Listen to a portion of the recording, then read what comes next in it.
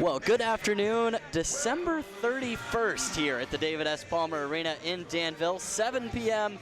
Central Time, well, 8 p.m. for our friends over in Menor, and for the solid half of the United States. Well, we're back here for Danville Dashers hockey as we continue this season rivalry between Menor and Danville here at home on New Year's Eve. Nate Williamson with you here with my cohort, Mr. Dennis Michelson. Now, D-Mike, these teams have had a couple really good games, and we've been lucky enough to see a few of them.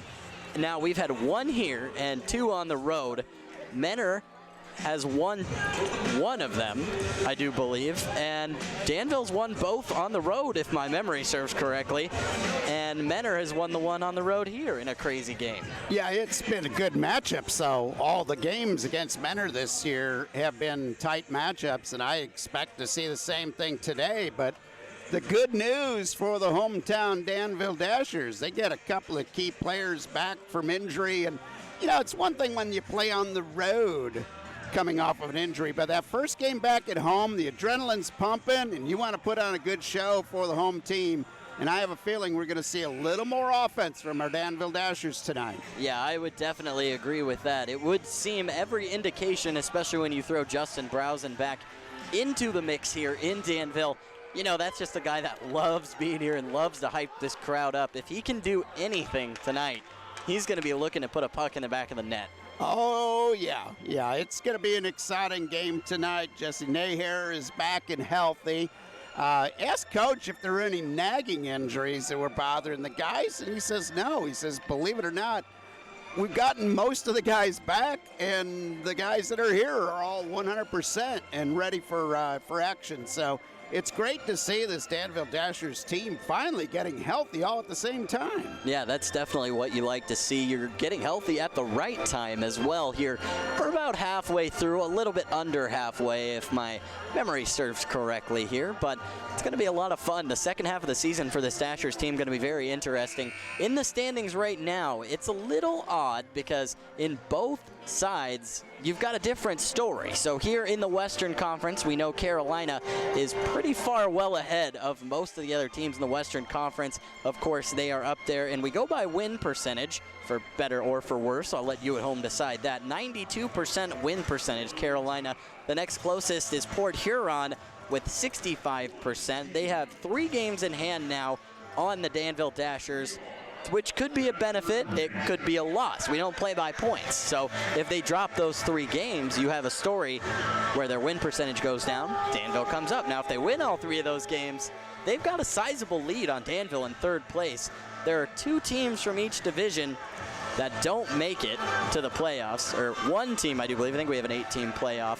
I'm all over the place tonight, let me tell you, but it's a close matchup over in the Eastern Division, and right in the thick of it is Menor. They're not far behind Watertown in 2nd and Danbury in 1st. You got to think every out-of-conference game is going to matter in the long run. Yeah, it really matters, and you got to defend the home ice. That's the number one thing in this league, defend the home ice. And I still contend that Carolina deserves an extra half a loss because the same night they got the loss, they lost the banner. I'm just going to rip Carolina for that all season long. And I can't wait till Carolina comes to play here so I can rip those guys when they're hearing it. There's definitely one thing that they can fire back with, and you know what that is? They've only been beaten that one time, you know? Yeah, it's nuts. It's insane. It's going, if they keep up on this pace, which they haven't slowed down a bit except for when they've let their guys get some rest, that's a historic record not only in the FPHL, but in all of minor hockey and semi-pro hockey, Major League hockey for that matter. Any level of sports, it's an accomplishment that you just don't see nowadays with tough competition. And Carolina's not just beating people. Most nights they're beating them bad. Yeah, no doubt about that. Well, as we're in here, we're going to take a look at the starting lineups for both sides here. The Menor Icebreakers against the Danville Dashers. Starting with the home side of Danville Dashers, Harley White in goal. Jesse Gordichuk going to take a rest this evening. Justin Browsen playing on the left wing, wearing number 88. Fred Hine on the right wing. Talk about a duo for goal scoring. And, of course, the crafty playmaking center, Mitch Atkins there, wearing the number 8. Troy Murray at the left D, and Seth Ensor at the right D. Now over on the other side of the ice, Rodebush in at goal, Fowler in at left wing, Declan Conway in at right wing, Perks in at 16, and Jurovic in at lefty, and Yuri Pestuka in at number 21 at the right defensive spot. Jesse White with a big game on the road earned the start tonight. He was impressive in the net last week. Yeah, and he definitely heard from a lot of fans on both sides after that stellar performance. Let in just the one goal in a game that went to shootouts. We're going to take a pause here and go over for our national anthem.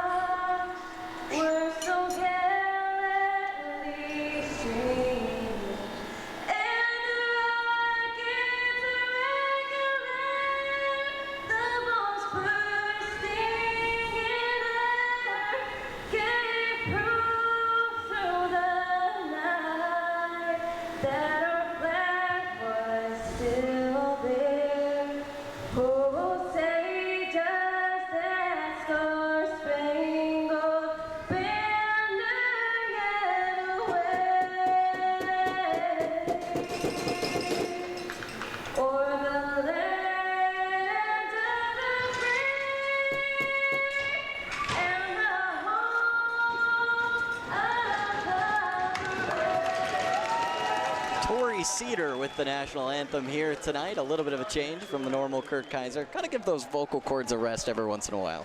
I definitely noticed that wasn't Mr. Kurt Kaiser. Yeah, just a little bit different of a rendition. A little bit of a different person there. Tori, a good friend of the Dashers as well, actually works at the front gates most nights here for us as well. Did a fantastic job. This crowd is fired up, and we are ready for Federal Prospect Hockey League action. Kind of had hints of Miranda Lambert in there, I'll tell you, Dennis, and that's not anything but a compliment, let me tell you. Very, very good job on the national anthem. We've got some really good renditions of the national anthem out here. I gotta give a tip of the hat to management for picking good singers all year long. I think if Dick Van Dyke were here, the Danville legend, he'd be pretty proud of what the Danville music place has become so far. And probably what this Dashers hockey team has done so far over its tenure, and that includes another chapter tonight as we head into 2020 the same way we started it. And the puck is dropped here on the last game of Danville Dashers hockey in the year 2019. What a decade. And already tied up along the boards. So it's going to be interesting to see how this breaks out. Harley White plays that one behind the net. It's going to be Murray that ends up with it. Off the cleat there of Browsen. Instead, it's brought back around. Men are pressing a little bit, but not enough past that red line to pick that one up. An errant pass there, a sloppy pass, but this one actually ends up in the hands of the Dashers again, as they are going to tip this one down into the zone, actually. It's fought for along the blue line, though. It looks like it was kept in for a while. It was. Browsen on the left wing looking for a pass. A nice defensive play there by number 8, Crawford. And that was number 6, Stepan Jurovic, actually. Good opportunity for the Dashers.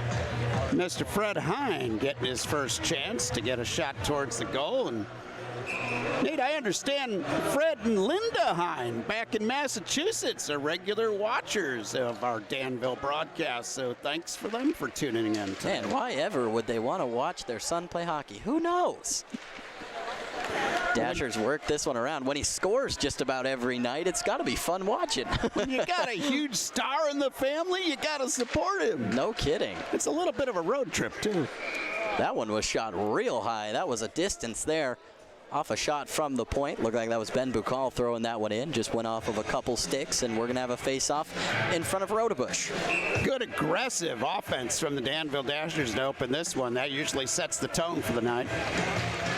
Face-off fought for there and won by Menor as we come around here. Number 18, Henry Berger. Berger's going to pass it up along the left side. He finds Farrington.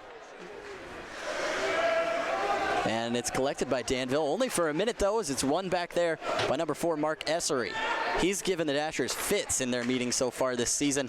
Speedy and skilled, as that one's in on Harley White. A little bit of early chippiness, and that's probably going to be a penalty there. Good stop by Harley. You're going to see a little bit different style of goaltending tonight, but a very effective style from Harley. Brad Denny is going to go to the box. Actually, Nigel Slade, the pesky Nigel Slade, is going to go to the box here early. We aren't even 2 minutes into the game, 18:34 on the clock here in the first period, and Nigel Slade is going to spend some time in the sin bin.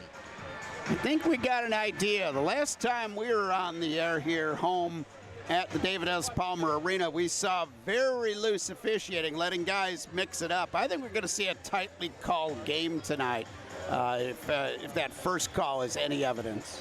Yeah, and it's worth mentioning the last time these two teams played here, a high-scoring and very, very chippy affair. So it'll be interesting to see how that dynamic works. Nigel Slade has a knack for making opposing teams really just want to punch him. I don't know what it is. He gives it back very well.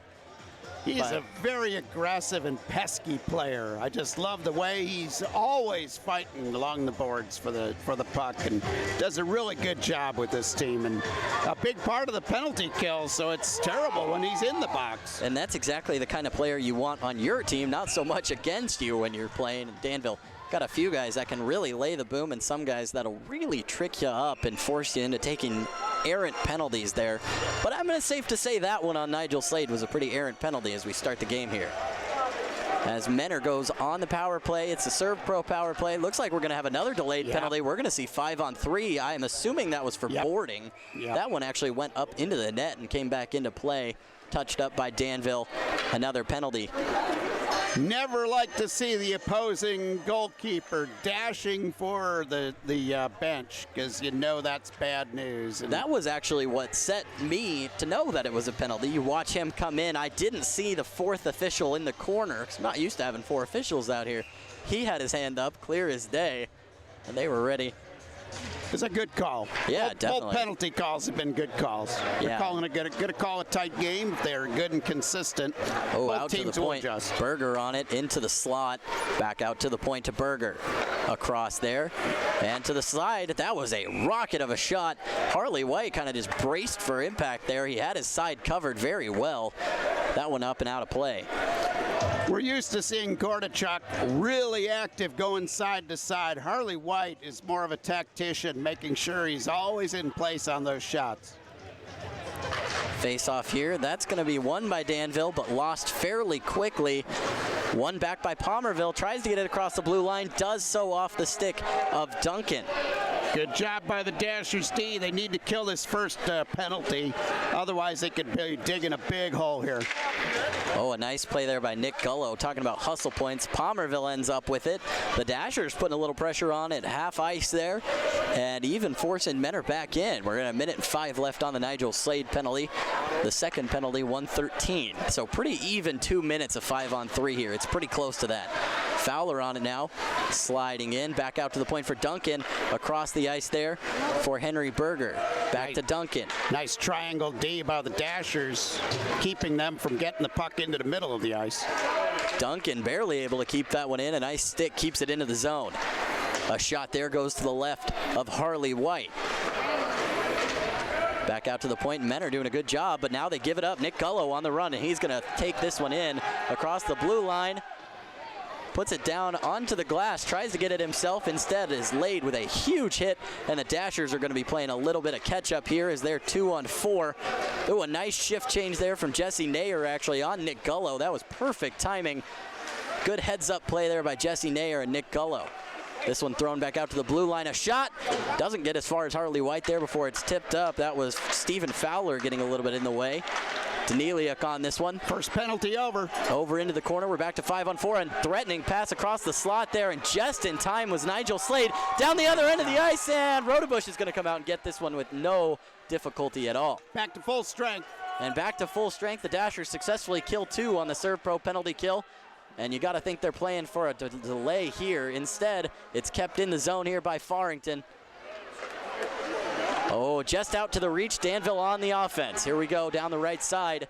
flip down along the glass, and just enough time to get a shift change there as we get rid of the Serve Pro penalty kill as well.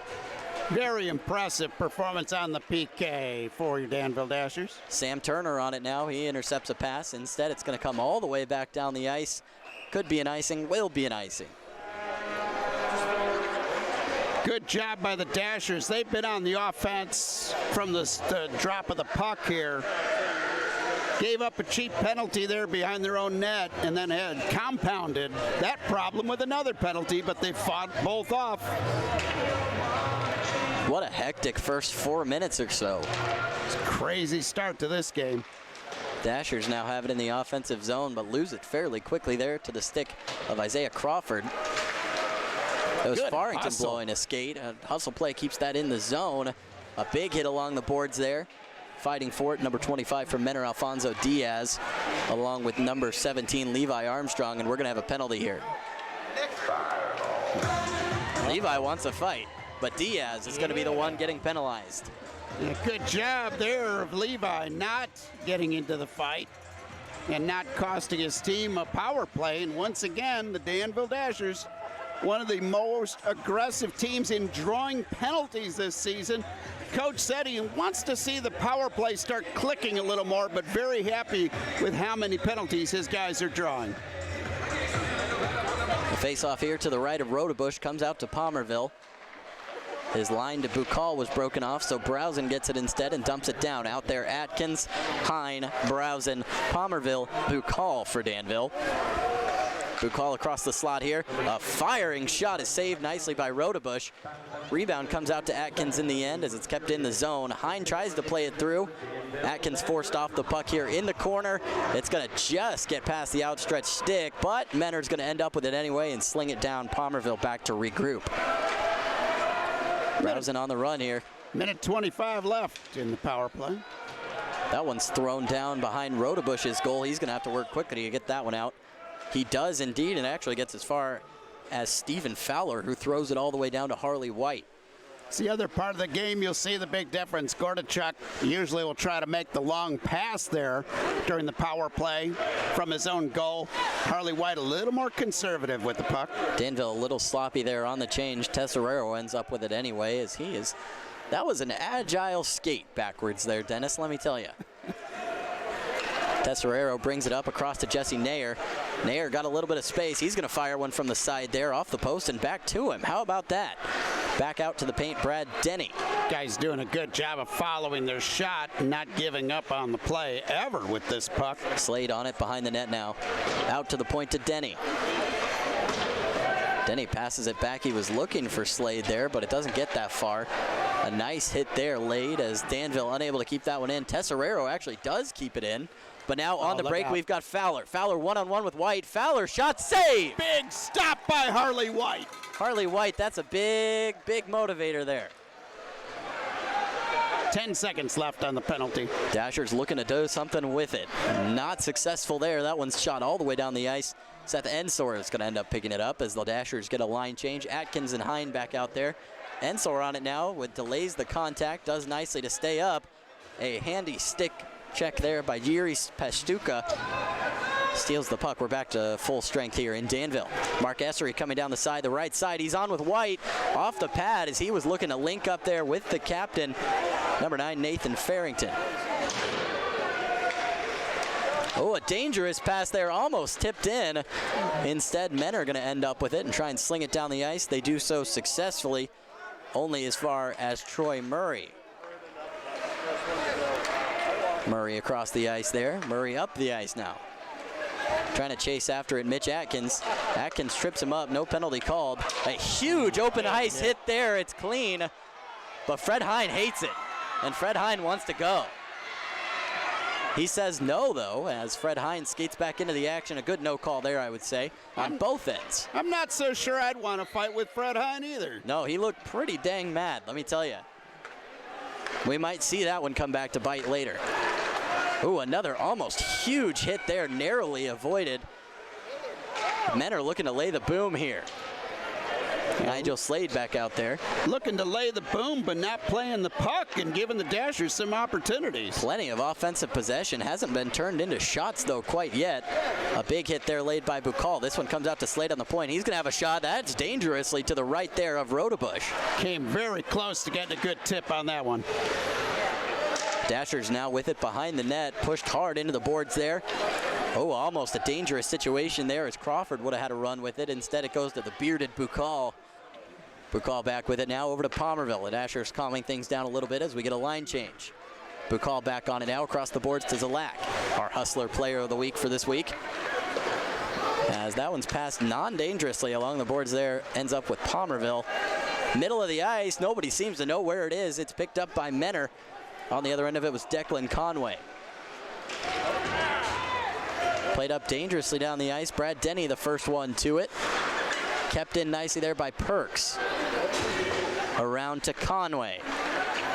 Dashers have it now on the other end. Turner trying to get by a man. Nice defense there from number 3, Dmitry Daniliuk.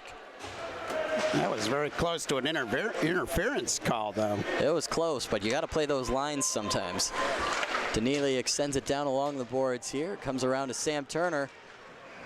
Turner loses that one up. Hawgood out there, Logan Hawgood for the Dashers. This one played back and forth there, number 15 to number 16. Stephen Fowler to Tim Perks.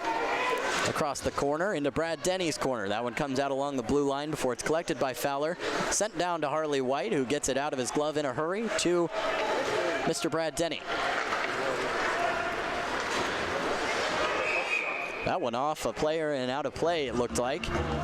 Dashers' defense has been a little sloppy with the puck deep in their own end tonight. So far, have gotten away with it. 0-0 here, 10:25 left to go in the first period of action here at the David S. Palmer Arena. So Dennis, 2019 in the books, right? And looking at turning a new calendar, do you think the Dashers like where they sit within reason here? I think so. You know, I was asking Coach, did Santa Claus bring you anything? He says, well, I hope he brings me some W's in the new year. Spoken like a true hockey coach. That one's sent down into the Menor defense. Sometimes those high risers can come out of a glove and be dangerous, especially when you got Fred Hine lurking down there. As Menor able to recover on this one and back into their own defensive zone. Hine does a good job to get a stick on that puck, sends Farrington into the bench. Nice hit after that play. Pastuca blows a tire there behind the play. He's going to get a shift change real quick. It's one of those hits that wasn't that hard, but it was just sending a message. Don't mess with my guy. Message delivered, I would say. A couple blown tires here for Menor. And some tough skating out there in the zone. Mitch Atkins behind it now. Atkins loses it for a minute. He gets it back. Oh, we're going to have a run here. It's number 10, Blake Nida on one-on-one. Save by Harley White. Double save. Simply protected. Harley White with his second beautiful save of the night. That is the second breakaway one-on-none that they have given up, and Harley White has been up to the task both times. Very impressive job in the net by the young man, and man, what a nice luxury to have a backup goaltender that's that good. Yeah, no kidding. This has been one weird game already. It's gone fairly quickly despite having a pretty large amount of penalties, all things considered. We've seen moments of 5-on-3, 4-on-3, 5-on-4. Just about any combination you can ask for so far. Yeah, and if you look at the Dashers season to this point, and you consider all the injuries that they had, and they had the injuries to key players all at the same time.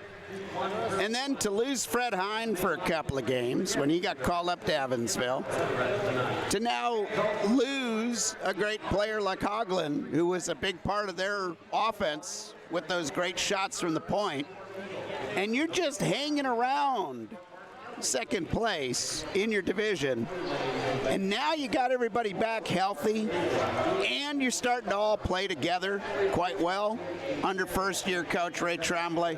I'm kind of liking where we're setting up here for the second half of the season. I think the first part of the season is so important because when you come into this season, a whole new staff, a whole new team from the bottom up until you hit the GM. I mean, even us, a new team here.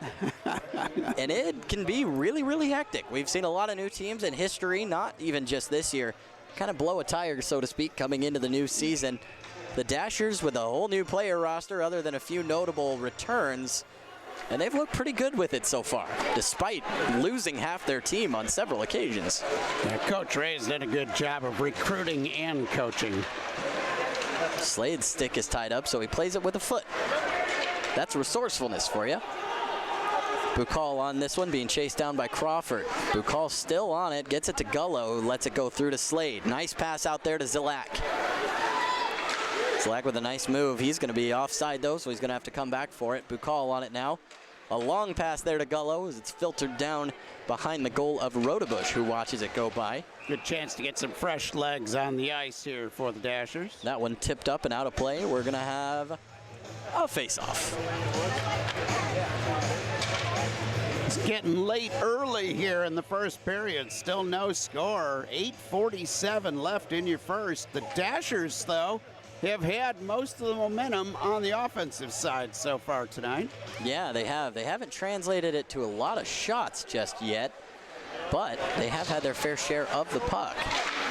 A lot of shots that have missed the mark tonight. Very many point shots, and that means you're not really getting that puck worked quite as well inside. Declan Conway with a nice stick move gets inside. Harley White saved with the shoulder. Conway on it behind the net. He's played into the boards by Brad Denny from a knee. Plays it out to Perks. A nice play there by number 22, Declan Conway. Oh, got to take that puck with you on it on net. Nice save there from Rodebush. That coming off the stick of number 26, Sam Turner, the fresh returnee for the Dashers. Played a little bit here, just a few games last season, but his back is now healthy after being injured the majority of the start of the season, before the season even starts, if I'm correct on that. That was like the last practice before the season started. He hurt his hand. That's just a gut punch. That's what that is. That one fought for. It's going to come out to the point. A nice behind the legs backwards pass. Murray almost slots home. That was Justin Browsen already showing the creativity. Browsen behind net, carries it over. A nice shot on goal there. Browsen uses that big body to fend off two guys and ends up the Danville Dashers come out with it. Murray playing it along the boards. It's trapped in there. We'll see who comes out with it. Play stalled to the right of Rodebush. Neither team really came out with it, but it's Menor that finally gets a solid stick on it first before they pass it down here to Mark Essery. Essery with an easy shot there. Harley White saw that one all the way in. Early in the game, when the Dashers' defensive players went really deep in on the attack on the offense, the Dashers did not do a good job rotating forward to the point, and that's how they gave up those two breakaways. Now the last couple of times that Troy Murray or Ben Bukal has gone deep, they've rotated out really nice. Face off here to the left of White. Seen a couple Dashers players thrown out of face-offs already tonight. Our guys wouldn't try to cheat. No, of course not. I've never seen a hockey player cheat in my life. Nigel Slade doesn't take the puck with him there, but instead it ends up with Gullo. They're going to have a 2-on-2 if they move fast. Gullo with Zilak. Gullo with a shot to the left side of Rodebush. Comes all the way down to Bukal. Bukal loses that one up. Instead, it ends up with Alexander Morrow. Ooh, big hit. Sent down, delayed offside. The Dashers retouch, and they're going to go after that one as Menor plays it out. Comes all the way out to Isaiah Crawford, who sends it all the way down. Tipped up, and Palmerville played hard into the boards there. Bukal plays Crawford hard into the boards there. And another hard play into the boards. Why not make it 3, right? We're starting to get a little bit of heavier hits, and the crowd loving it. Patrick Zilak with it now. Throws it through. A nice pass there to Tesserero. Almost buries it home. Instead out to Jesse Nair. Rodebush just barely getting enough on that one. Rodebush done a nice job on the limited shots that he's faced so far tonight. They've been tough ones when they haven't come from the point. Birdie Duncan with it now. Passes over to number 3, Dimitri Daniliuk. Over to Duncan. A lofted pass there. Played to Logan Hoggood, who uses the body to keep it. It comes out to Jesse Nair, who's on it now. Nair Back to Atkins. Ends up in Fred Hines' stick, but instead men are going to be able to get it before the Dashers take it back. Hoggood passes it across there to Brad Denny. Denny to Hoggood. Somehow ends up with Harley White, who fires a stretch pass to Fred Hine. Dumps it down there. Mitch Atkins going to run and hide now. Running for chase. A big hit. Browsing on the left side. Fires one onto the pads of Rodebush. Nobody home to put the rebound back. Another good opportunity, but couldn't cash in. A nice active play there. Hine and Browsen were coming with it. It comes off the stick of Browsen. He uses a big body to keep it, actually. It's fought for along the side there now. Over there, Stepan Jurovic. Atkins comes out with it now. It comes out to the point to Murray. Murray fires one on. Browsen trying to redirect it. When he's in front of the net, there's not much you can do to keep him away from it. Browsen lays a big hit there along the boards. That was on Declan Conway.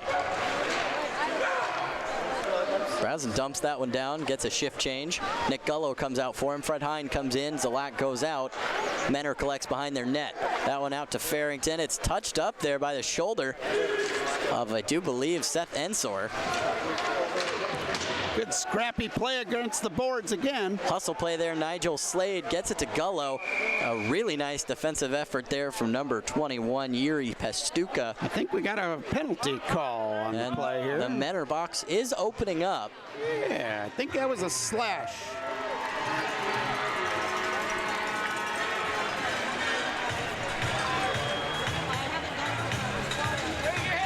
And we're going to go to the Jenniworth power play. Well, we talked about penalties, and we've been rewarded with more penalties. 4:51 left to go, the first period. That penalty assessed to Stepan Jurovic, number 6 for the Menor Icebreakers. Referee's not too happy with a couple of Menor Icebreakers players with the little pushing and shoving as they're getting back on the ice before the play even starts. Looks like they already sent off Nate Farrington out of the box there for the penalty. Menor wins it anyway. Stepping in to fill was Mark Essery. Maybe a little bit too hard there on the clearance. Ends up with Harley White pretty easily. Only kills about 2 or 3 seconds, but Danville forced to regroup nonetheless. Bukal slings that one over to number 8, Mitch Atkins. Oh, a great shot there. Fred Hine, just a little bit high. Would have beat Rodebush probably to the side. Hine wide open. Just comes off the stick a little bit flat. Rodebush would have been helpless for that one. Puck was on edge, and Fred got it just up on the shaft. Browsen trying to fire a shot through a couple feet there. I wouldn't want to stand in the way of that. And that one not able to be contained there by Rodebush. Browsen can really, really shoot hard. So you never want to stand in the way of that. Fred Hine does nicely to touch that one up, as it's sent all the way back down the ice here to Harley White. Plays it to Palmerville. Out on the ice now, Seth Ensor, Jesse Nayer, Sam Turner, Nigel Slade. Somebody was minus a stick there on the Menor team. Sometimes that happens. Coming down now, it's Patrick. Actually, it's Jesse Nayer on the side here. Comes out to Tesserero, blows a tire, loses the puck. Morrow able to pick it up. Tesserero does nicely to keep it from going across the blue line. Danville remains onside. Oh, a dangerous pass there. Sam Turner ends up with it. Oh my goodness. Rodebush's helmet comes off. He doesn't care. He stands up and makes the save.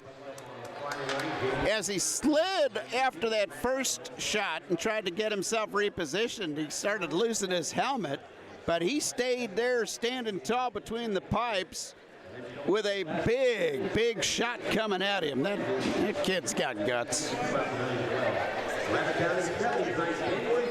This is one of those games, Nate, where shots on goal are not going to tell the story of who's had the offensive edge in this first quarter or first period. It definitely seems that way. Well, 3:30 left to go here in the aforementioned first period. A shot from the point due to come. That's hard, but wide right there. Nick Gullo ends up with it. Behind the net, the Dashers. That one dangerously out there in front of Rodebush. Dealt with nicely by number 19, Brody Duncan. Pass back to Murray. Over to Ensor. To Gullo, to Murray, a shot from the point. That opened up a lot of space. Some nice passing there by Danville. The nice hustle play there by Gullo keeps it on. Out to Gullo again. Good active sticks by the Dashers to keep plays alive. Oh, Murray with a dangerous redirect there. Rodebush does nicely to get a pad to it. That one kept on side. Oh, great fight there by Brody Duncan, and he almost gets the reward of a one-on-one. Instead, It comes back to Danville, and we're back to full strength here at the David S. Palmer Arena for both sides. Could have been really dangerous because his teammate was coming out of the box at the same time. Men are back on the offensive now, fresh off of the penalty kill. Coming back through with it. It comes out to Estery. Some bigger hits being laid here for sure. Oh, a shot off the face mask there of Harley White. I heard that one. Had him beat. Yeah, I heard that one. That one comes down into the corner here. Murray touches it up over to Ensor. Ensor back to Murray. Fowler looming. Comes out to Browsen, who's touched up there by Brody Duncan, who goes back on the defensive side there. This one flipped in so Danville can get a shift change. Brad Denny, Mitch Atkins coming out. Fred Hine also coming out. Logan Hawgood thrown down by Menor onto Harley White. He's going to freeze this one as Nada was threatening to get on the puck with that. This top offensive line for the Dashers has really meshed well since Atkins joined the club at center. He's been really tough on this line with Fred Hine. Great group of players there on this number one line.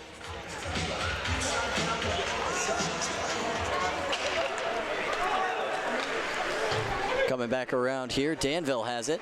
A long pass to Fred Hine. He takes it with him. It's dangerous into the box. Back to Fred Hine. Nice defensive play there. He was swarmed by at least 3 Menor Icebreakers. Well done. Nada on it now. Back to Nada from Farrington. Nada across the point. Farrington almost on that. Instead, it comes all the way out to Mark Essery from the point into the side of the net almost, but back along the glass nonetheless. 1:24 left to go here in the first period. Bodies hit the ice. And that one's shouldered off there by Harley White. A shot from the point, dangerous in front. Good stop.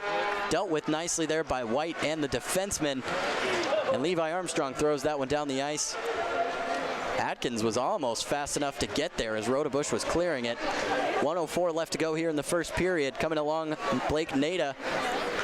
Oh, Crawford wasn't expecting that pass, but it was a nice one. Palmerville on it now. He sent it out to Fred Hine.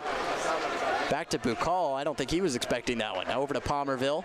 Fred Hine gets a shift change. Turner comes back out. Tesserero does a nice active stick to get on that one. Well played by Nigel Slade. Bounced it off his stick. Somehow maintained possession. Tesserero along the boards now. That one touched up nicely by Alexander Morrow. He's carrying on with a man on his back. Unable to keep it in, Danville. Sam Turner ends up with it. Plays it over to Bukal. Bukal's got a little ice. He's going to skate it in. It comes over to Tesserero. A shot is snagged out of the air nicely there by Rodebush. 23.3 left, and I think Mr. Rodebush is going to be looking forward to this break. After the first period, Danville Dashers have been pouring it on offensively.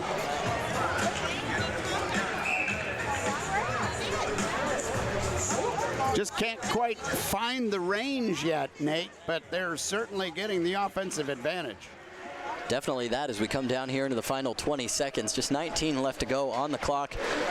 Comes around. Men are going to look to threaten one more time. Instead, it's pushed down there behind the bench. Coming back around, a little bit of sloppy play. It's going to be Turner that ends up with it. Slade takes a big hit there along the boards. Nick Gullo coming for it. 3 seconds left, and that's going to effectively end the period here. Ooh, almost. I was almost told wrong there, but instead, we are going to go to the final here at a score of 0-0 in the first period. Dashers playing tough all the way down to that final buzzer.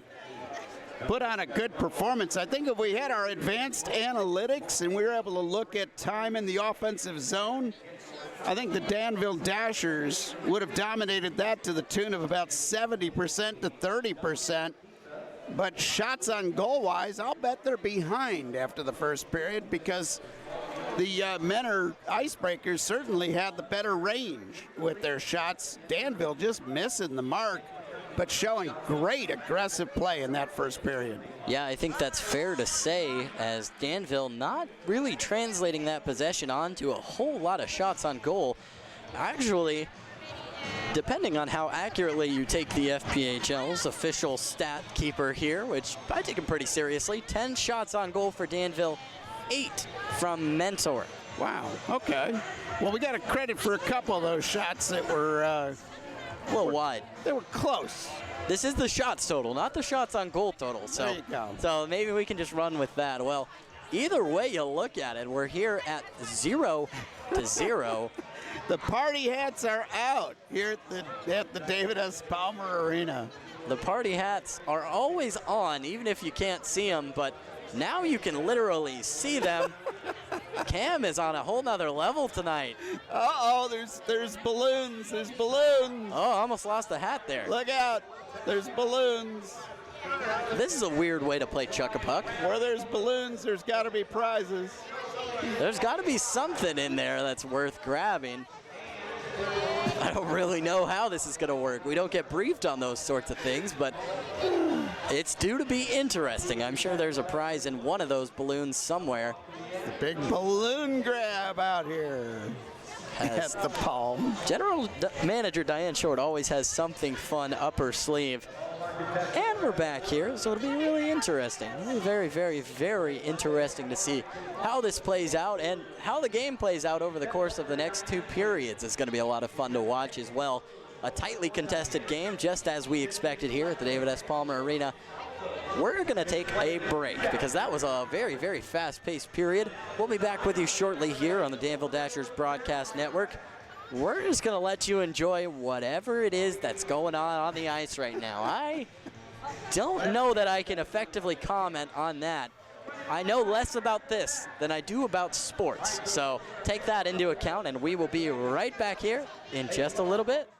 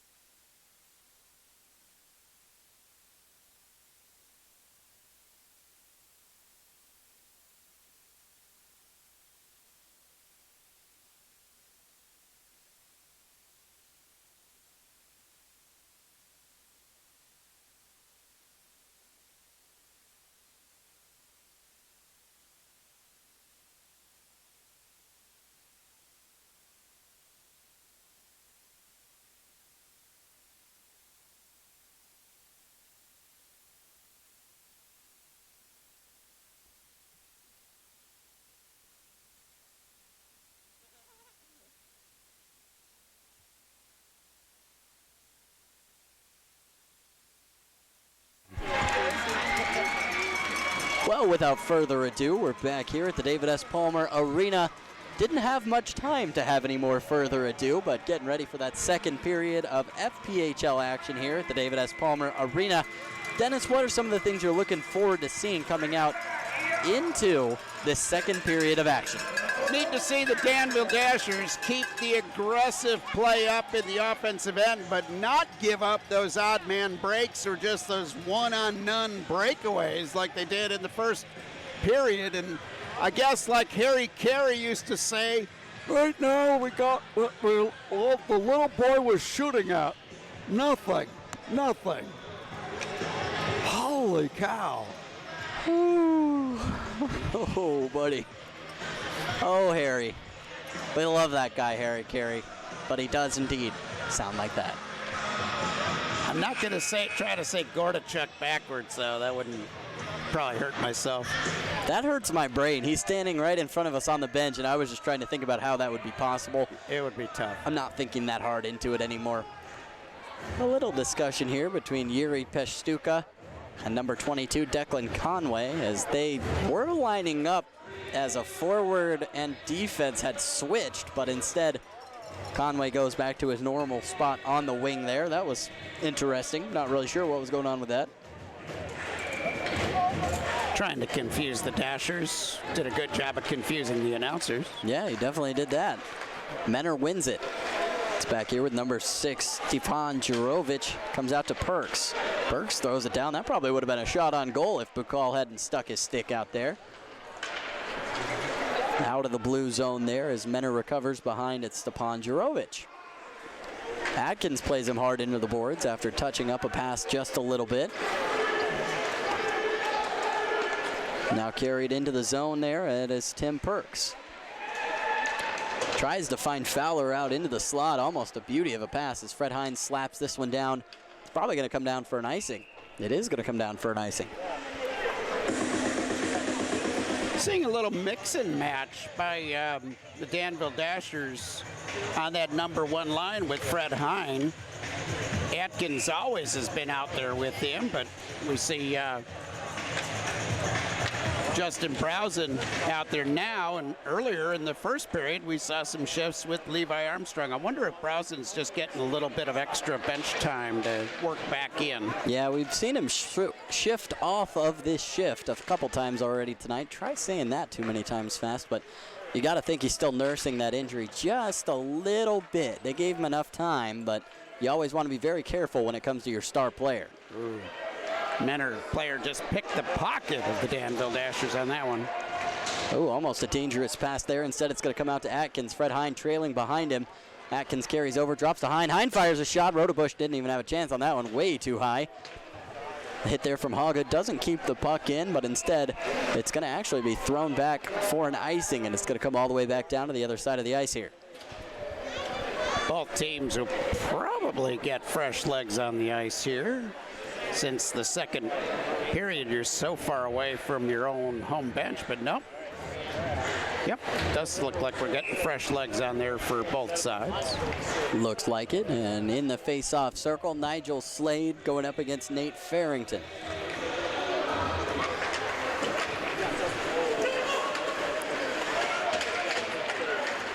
Zylak with his usual hustle along the boards. And pays the price. He's thrown hard into the boards there. Puck almost comes out to Nigel Slade. Instead, Farrington is able to get it out there to Essery. It's intercepted by Ensor. Back to Gullo with a nice stick move to keep it. And then turns it over on a backwards pass. It's shot back down only as far there as Brody Duncan. Actually, that was Dmitry Demilik.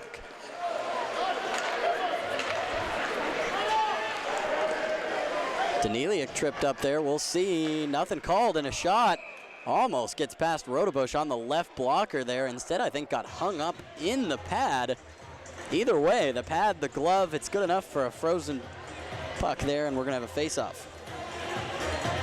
Farrington didn't seem too happy on that play as he came skating off to the bench, had little words with the officials.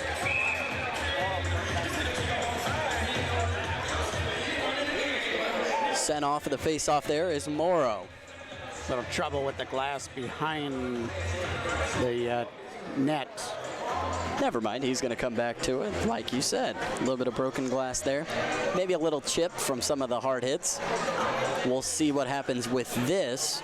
Tonight we're seeing a great example, Nate, of what happens in a hockey game when the officials take charge early.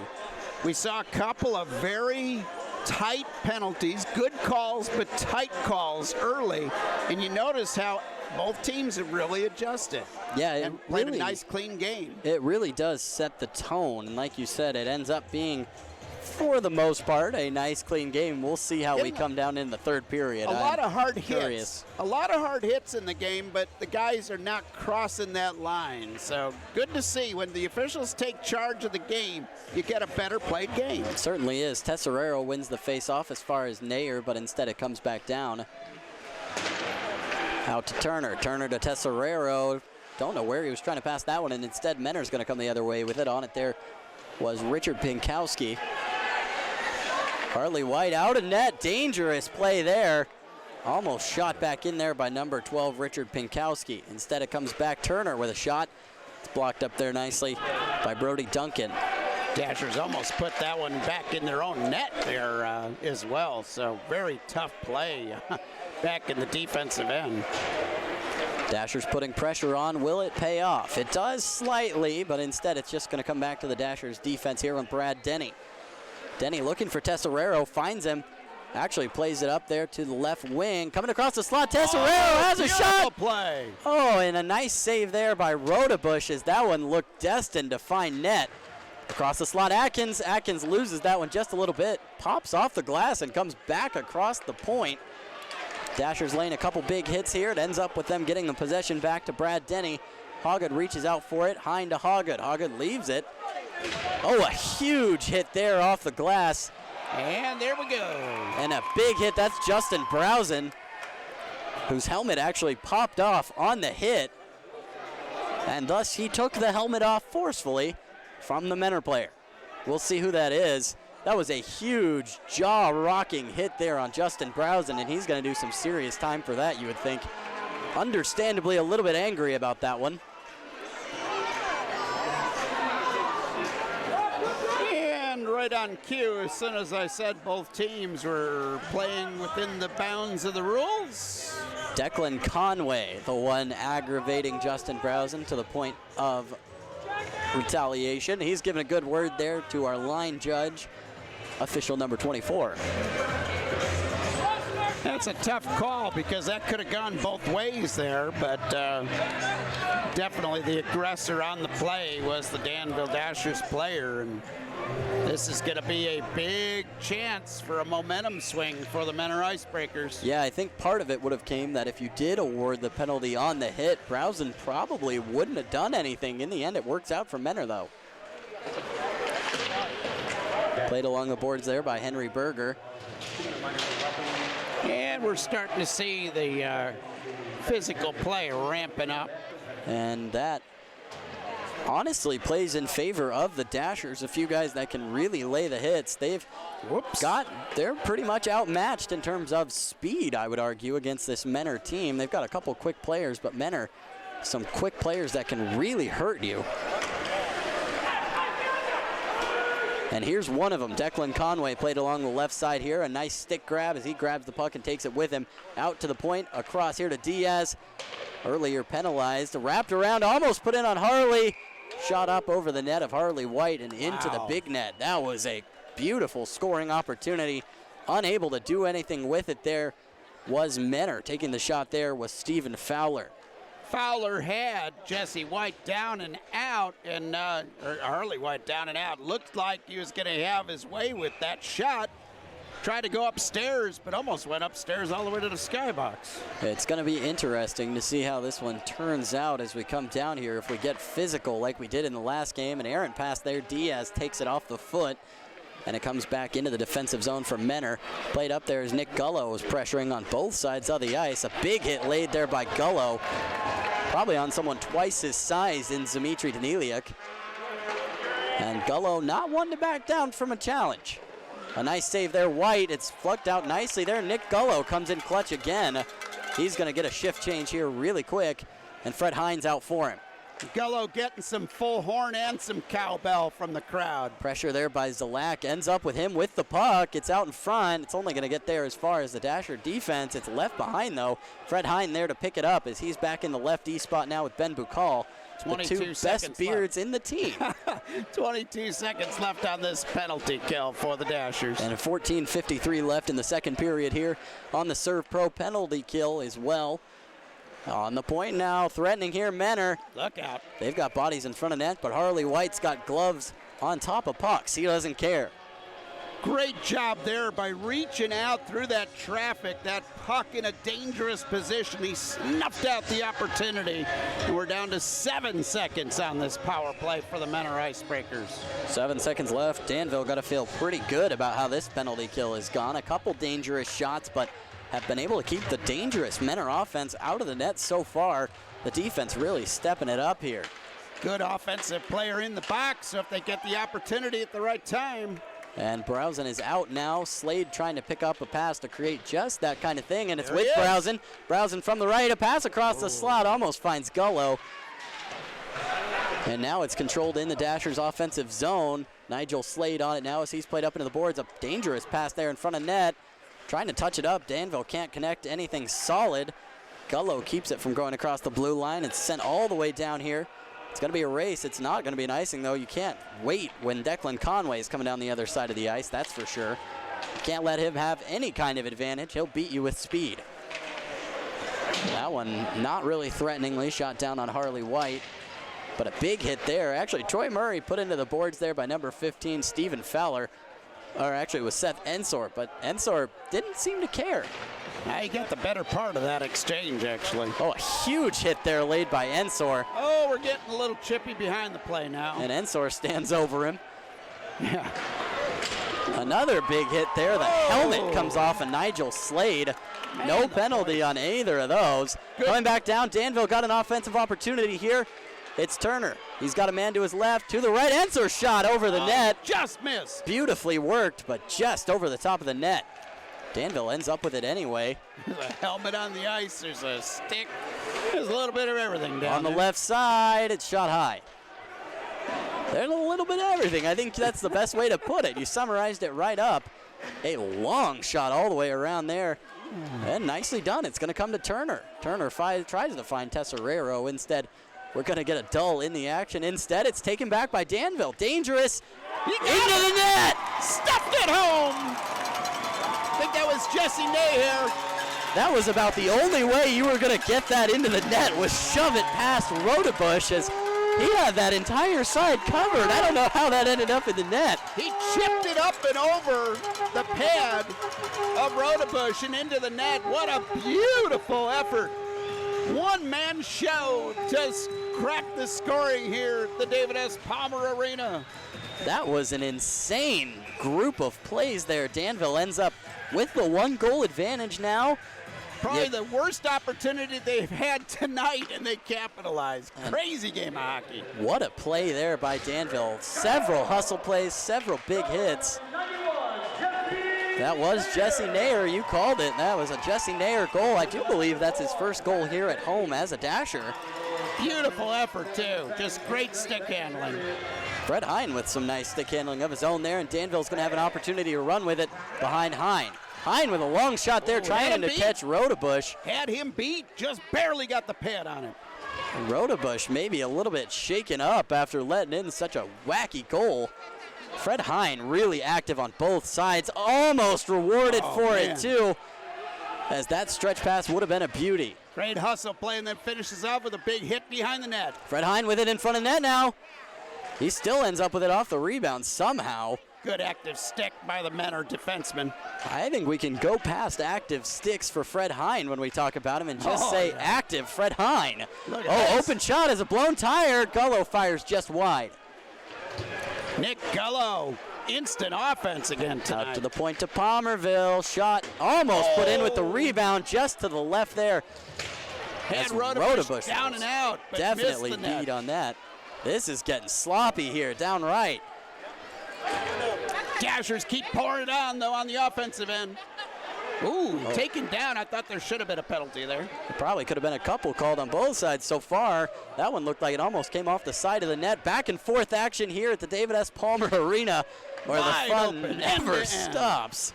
Palmerville playing defense on this one, coming down the other way. Number 15, Stephen Fowler, has played into the boards. Both teams will not mind a whistle right here. No, you wouldn't think so. Neither team wants to give up that icing, though, that's for sure. Palmerville on it now. Bukal out there with him. Dangerous play. Oh, to Zalak, almost ends up with it. He might end up on the other end of this one anyway. Beats out the icing, tries to jump. Probably would have been okay. Didn't look like number 25, Alfonso Diaz, was going to lay too much of a hit there. Both players walk away from it just fine, though. That's what you like to see. Good aggressive play on the boards, and the Dashers have been winning most of this ice battle along the boards. As they end up with that one, Nayer on it now, the goal scorer. Bukal from the point. Bukal shoots. Swallowed up nicely by Rodebush. Penalty call on Menor, too. Delayed call. We're going to see who this one ends up being on. Looks like it's going to be on number 18, Henry Berger. As we go to the Jenna Worth power play, the Dashers up 1. Big chance for the Dashers to get their first comfortable lead of this game if they can cash in here. 10:26 left to go in the second period on the Jenna Worth power play here. Bukal from the point here. He shoots. That was actually, Atkins might have gotten in the way of that one going into the net as Rodebush tied up there. Tried to get the tip, but instead it got his body. Puck was sliding over to the other side. If there had been an active Dasher on the other side of that net, he would have been able to cash in, but he was taken out of the play by good defensive effort by Menor.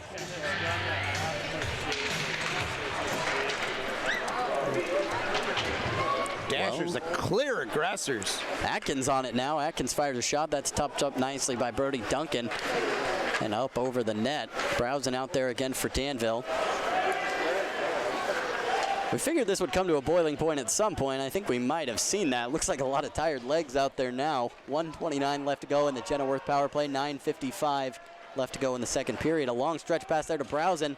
Browsen tries to find Atkins. It's up in the air off the deflection. And recovered nicely by Menor. Might have had a break there if they played their head up. They will settle for some time, stalling instead as Mark Essery was out there. Kind of thought they'd go for a little bit of a shift change there, but they didn't take advantage of it. Fred Hine just skating where he will. Ends up losing his stick.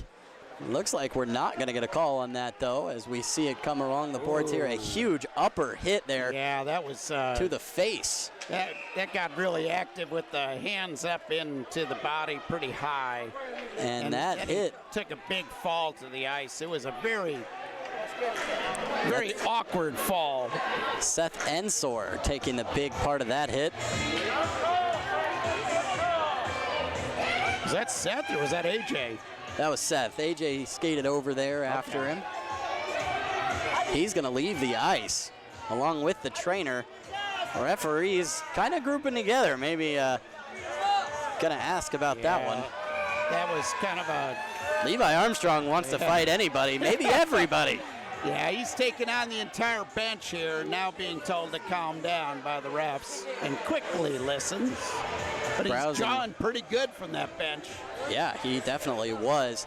Browsen, now the captain for the Dashers on his return. Going to get the explanation along with Farrington. I would not understand that. There's blood on the ice. Yeah, there, you can see it very well. I can't understand how there can't be at least a penalty. And looks like there could be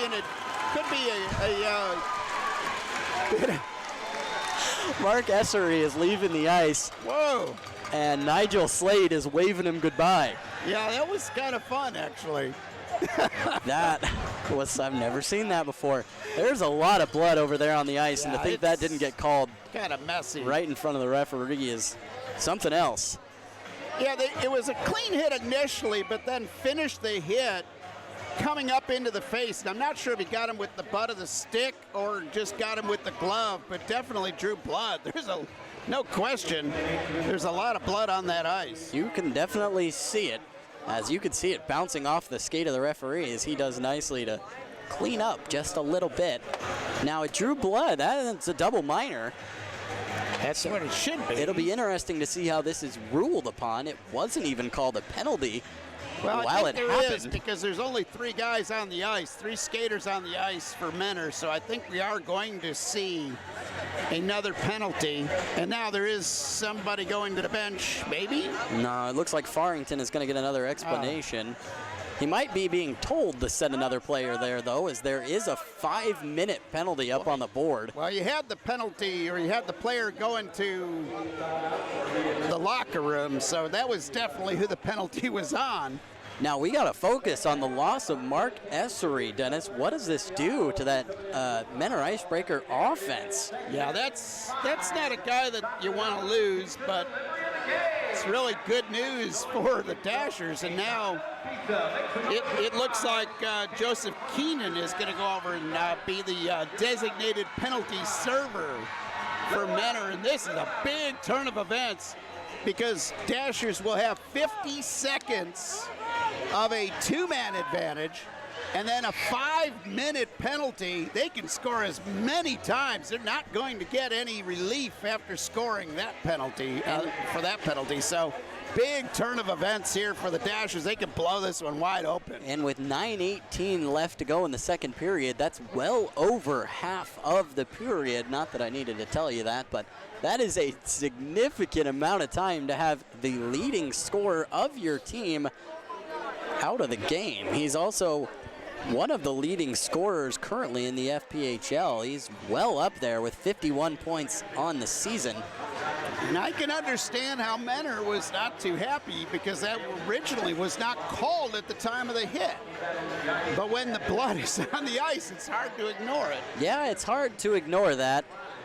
You kind of got to notice it. All that red out on the white. The officials did do a good job of conferring, getting together, and hey, what did you see? What did you see? Type of deal, and made the right call. They got the call right in the end. That's the important thing. Good job by this officiating crew, keeping two very physical teams in line as much as they can tonight. Yeah, no doubt. Some old style hockey here, I believe, is kind of what you say. Some old time, old fashioned. It's your line, you know what it is. Eddie Shore there, Toe Blake, yeah. Old-time hockey. Bukal flows that one around the back of the net here. It comes back out to Palmerville. Danville got plenty of time to work with this one. 30 seconds left to go of 5-on-3. Menor playing solid defense there in the triangle. Oh, they're dangerously close there. Browsen jumped out of the way of that one, as looked like Rodebush was there, but tight quarters nonetheless. Bukal on it now. Over to Armstrong. Oh, gave that one up. And I will mention that I'm the only one who was actually alive when Eddie Shore played hockey. So yeah, not me. That is for sure. I do know the name. I do know the legacy. Oh, a nice stick there by Fred Hine to keep that one in the zone. Over to Browsen. Browsen with a shot. That one was rocked off the stick up and into the net. That one went up to about the 3rd floor mezzanine level there. Yeah, right up into the luxury suites there. On the west side of the arena, I think. My directions are about as bad as a really bad direction guy. I don't know. I'm out of expressions for this one. That was a sloppy pass there. No need for expression on that, but Danville able to recover thanks to that 1-man advantage now for 3 minutes and 50 seconds. You got to think if the Dashers can't score on nearly 7 minutes of penalty time here all at once, Menor's got a great chance to come back, fire one in, fire another in, and win this game. Oh, just gave up the puck again with a sloppy play. Here we go with Slade. Slade's got it on his stick. There we go. That's a little more built up as Tesserero has it on the back. Passes it along, dropped off. That one is sent on an errant pass back out of the zone again, and Menor going to get off the ice easily. As Danville gets a shift change too. Fred Hine, Justin Browsen out there, Mitch Atkins, AJ Tesserero, 4 forwards out there along with Brad Denny on the defense. Dashers trying to get a little more firepower on this penalty play, but you do give up a little bit of that puck control at the point, not having a defenseman there. You certainly do, and you really need some type of puck possession. This has been abysmal for the Dashers so far. 2 minutes and 48 seconds left to go in the penalty. Only one opportunity during this whole set of power play time. Ben Bukal throws this one along. It's going to get as far as Daniliuk, though. kept in nicely there by Palmerville. Men are doing a heck of a job on the defensive end here. As this one's played from Bukal over to Atkins. Oh, another. Atkins plays that one into the empty ice. Another sloppy play, and the Dashers player slamming his stick against the boards in disgust for his own play. Zalak over to Hine. Touched up to Gullo. Tries to find Hine. Nobody home there. Zalak might not even get to this one. Now it's down to 2 minutes on the power play. They've almost effectively killed this penalty. That's the longest Genneworth State Farm power play I think we've ever seen. Gave up the puck in front Off of his own net. Post. Oh my goodness, how did he not score? Blake Nada had a wide open goal for the backhand. It went off the post and Harley White grabbed it in his glove. I'm still amazed at that one. Wow. Gotta see the replay on That this was one. incredibly sloppy. Miss? He blew out a skate there. It was the only thing that kept him from having that full net to himself. He'll be thinking about that one all night long. Got some help from the ice and the pole there, did Harley White. Man, that is one of the more sloppy plays we've seen from him. That comes as a surprise. Danville's entire team playing really sloppy all of a sudden. Gullo carries this one in, trying to make something happen. It's all the way back out to Murray, over to Denny. Ooh. Denny fires a shot. That one was your first real attempt so far. Fighting to keep it in is Danville, but Duncan able to get it out of the zone.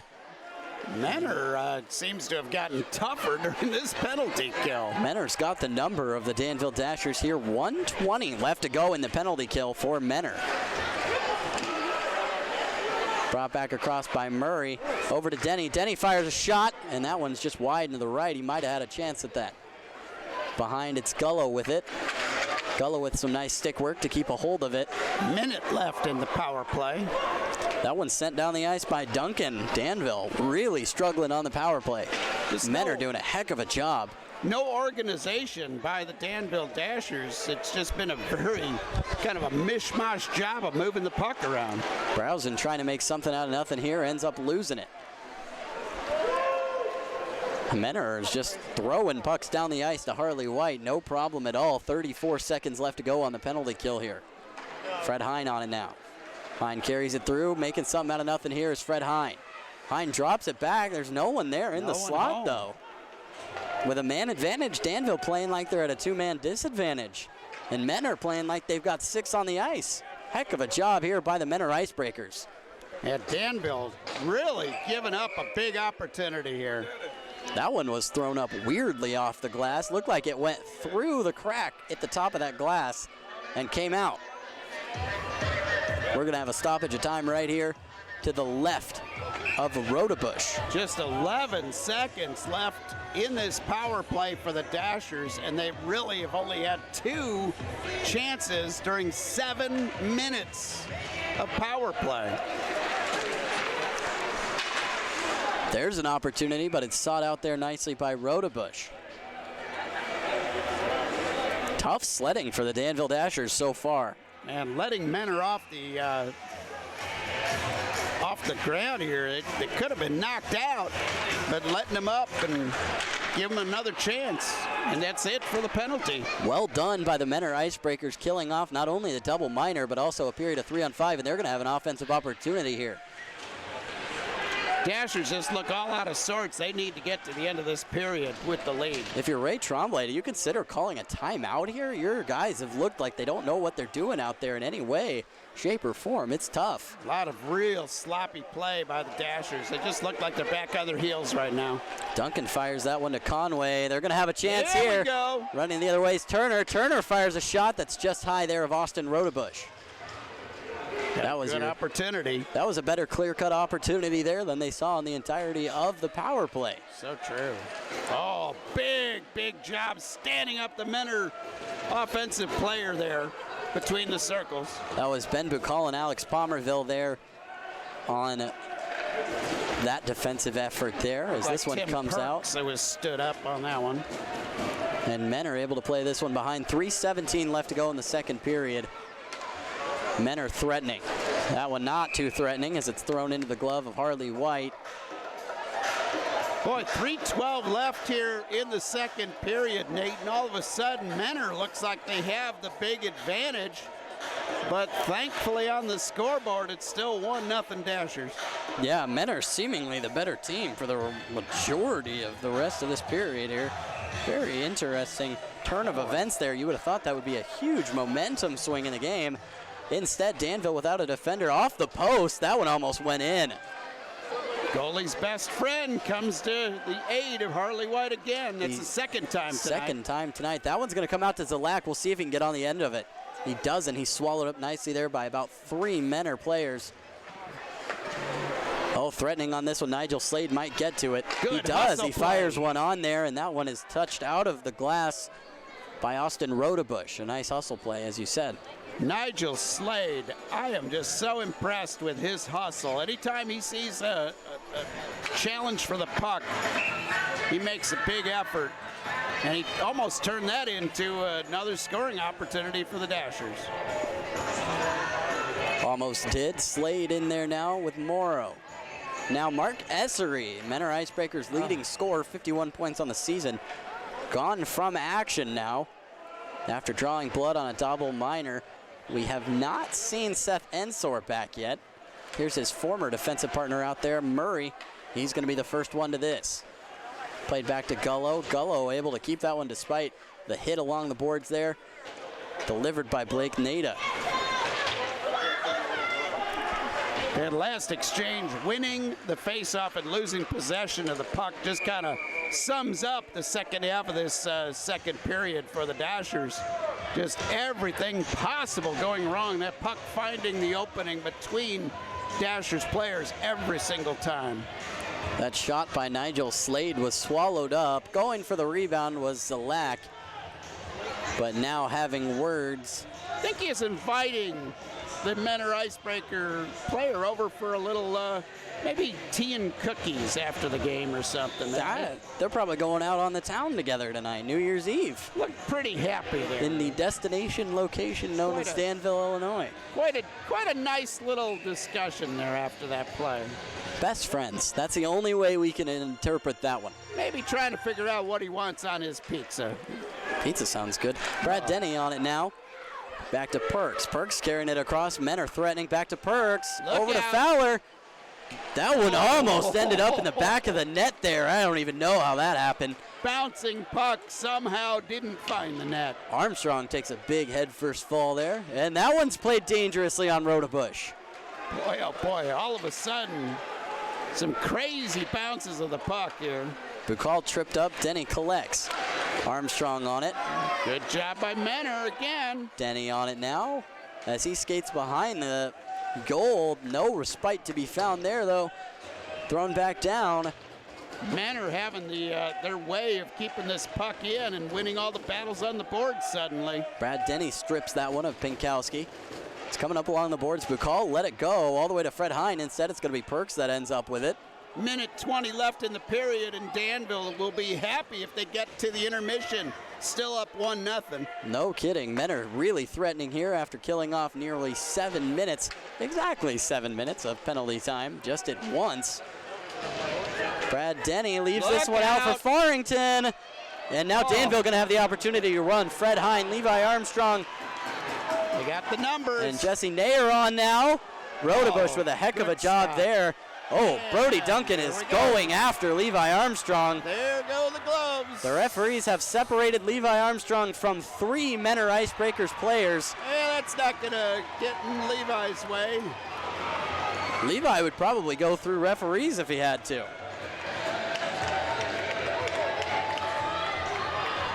Yeah, I think when Levi gets upset, now Fred Hine. Fred Hine and Pinkowski, now Armstrong and Pinkowski. Yeah, get a little glove action there by Pinkowski. He got a little active with the stick to the body of Fred Hine. Brody Duncan going to go to the penalty box.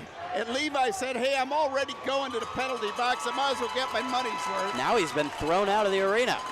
Yeah, with 53 seconds left, I'm sure they just want a little peace and tranquility back here at the Palm. And he's opening the door and maybe coming back to get his stuff. Looks like Palmerville's going to have that for him. Justin Browsen actually going to be the one that either goes to the box or gets the report here. Fred Hine should be going to the box, you would think, as these will probably offset with Fred Hine and Brody Duncan going to the box. Yep, Fred Hine getting a little, now a stick comes flying out. That was a Menor Icebreakers stick that was thrown out onto the ice there. Now sits in the middle of the ice. I'm assuming that stick belongs to Brody Duncan. Probably. I think that was the idea. That's one way to protest. And in the middle of it all, there's always the shining two people that are standing there having a pleasant conversation. In this case, that was Diaz and Sam Turner. Yeah, how's the wife and kids, you know? What'd you get for Christmas? Was Santa good? Did he put anything really nice in your stocking? You know, that's the kind of stuff that usually goes on during a hockey game. Looks like Pinkowski's going to go over to the box here as well. Danville going to end up with a power play at the end of that? Oh, I can't imagine how that would all happen, but we'll take it. What in the world of Wayne Gretzky is going on here? I'm not really sure, but it was certainly an interesting exchange. We're not sure, but we're having a lot of fun. I'm pretty sure that if Levi was mad enough, he would take on the entire town of Menor, Ohio. Yeah, I definitely think he would. Yeah. He's not one to back down from a challenge, that's for sure. Probably see him over there, you know, at the Casey's. They gotta have Casey's over there. It's the best place around to go get gas and a nice little cup of coffee. All 47,121 residents of Menor, according to the 2017 statistics. For what's 47,000 to 1 when that one is Levi Armstrong, right? Now you took on about 4 to 1 right there. That was an interesting battle. Now the puck's coming all the way down to the Dashers side of the arena, so maybe it's going to be Menor on the power play after all. I can't figure this one out. Me either, but it looks like Fred Hine is coming back onto the ice. I am not sure what's going on here. Well, they're giving Levi Armstrong 2 minutes for instigation of the penalty. I think they're giving Fred Hine and his counterpart, would that be Farrington? I do believe it would be I think they're Nate giving them Farrington. both 2 minutes for roughing. And I think, obviously, Levi got a 5-minute fighting penalty as well. The only thing is, there's only one penalty up on the board, and both teams have 4 skaters on the ice. Yeah, no, they got 5 now. Menor's got a 5th guy that just came out. Okay, there we go. Sam Conway Turner going to the box, I suppose, in place of Levi Armstrong. Yeah, he's kind of an interesting. I'd like to see Nick Gullo take over for Levi. It'd be like the ultimate big and tall. Yeah, it would seem that way. They need Nick Gullo out there right now. Yeah, Harley White has a shot go dangerously wide there. Need Nick's active stick out there. 40 seconds left to go here in the second period. This one touched up along the blue zone. This is a Serve Pro penalty kill. Oh, look at this! One-on-one was Justin Nigel Browse. Slade. Nigel Slade. Oh, I don't know where that one came big from. hit. Perks with it along the boards now. Calmly throws that one over to Daniliuk. Wow. And what an opportunity. He carries it over. It's back to Fowler. Fowler with a shot. That's very high. I think both Nigel Slade and Rodebush were both shocked on that one. Oh, through the 5-hole of Harley White. He got enough on it to cover it up, but man, that went right through the pads. Good job by the linemen coming in there and kind of heading off at the pass. What could have been another scuffle in front of the net. Declan Conway coming flying towards the net, and Danville's defense ready to make sure that he wasn't going to get to their goalie. Good job by the officials. This one won by Menor. I am still slightly confused about the ruling of this penalty. I'll explain why here in a minute. We've only got 1 second left, and that's going to do it. Okay, now Dennis, humor me here. Our official report from the FPHL. Levi Armstrong, a 10-minute game misconduct, 5 minutes for fighting. Brody Duncan, 5 minutes for fighting. Levi Armstrong, a 2-minute minor. Now, out of those 4 penalties, Fred Hine is nowhere mentioned, but he's in the box. Yeah, I think there were offsetting penalties, and for some reason they missed those. But I notice here at the arena, if they're offsetting penalties, they usually don't put them up on the board for some reason. Yep, there we go. They came up eventually. Yeah. Fred Hine roughing. That's the only thing that would make sense. Yeah, there had to be a penalty on Fred Hine. He's not one to willingly sit in the penalty box for very long. Regardless of all that craziness, we're still at a 1-0 score. How much sense does that make? All I can tell you is that Danville missed a huge opportunity to blow this game wide open. All of that power play time. They had over a minute, about a minute and 20 seconds. A 5-on-3 couldn't cash in. And a full 7 minutes of power play and couldn't cash in. Menor all of a sudden got the big swing of momentum. When I was talking to Coach Ray Tremblay, I was asking him if, they're not cashing in on all their power plays, but they're drawing more penalties than any team in the league. And I asked him if just the act of being out there on the power play could wear the opposition team down. And he said, actually, if you give up a penalty, but you come back and kill it off, it's sometimes a big momentum shift for you. And that's what we saw there, because as soon as Menor got to full strength, they just poured it on through the end of that period. And, Danville was lucky to go into the break up 1-0. There's no doubt about that. By any indication, Menor should have scored there. Ooh, we in have that a stretch. close chuck-a-puck. That was probably the most hectic second period of a game I've ever seen. And guess what? After 2 comes 3, we've got a whole nother period to come up after the break. That I'm just holding my breath at the end of that. Regardless here, Danville up on shots 22-15. Power plays, both teams are 0 for 6. 0 for 6. A combined 0 for 12. And the only goal of the game probably came on the worst offensive chance. But it was a great job of just kind of jamming the puck home.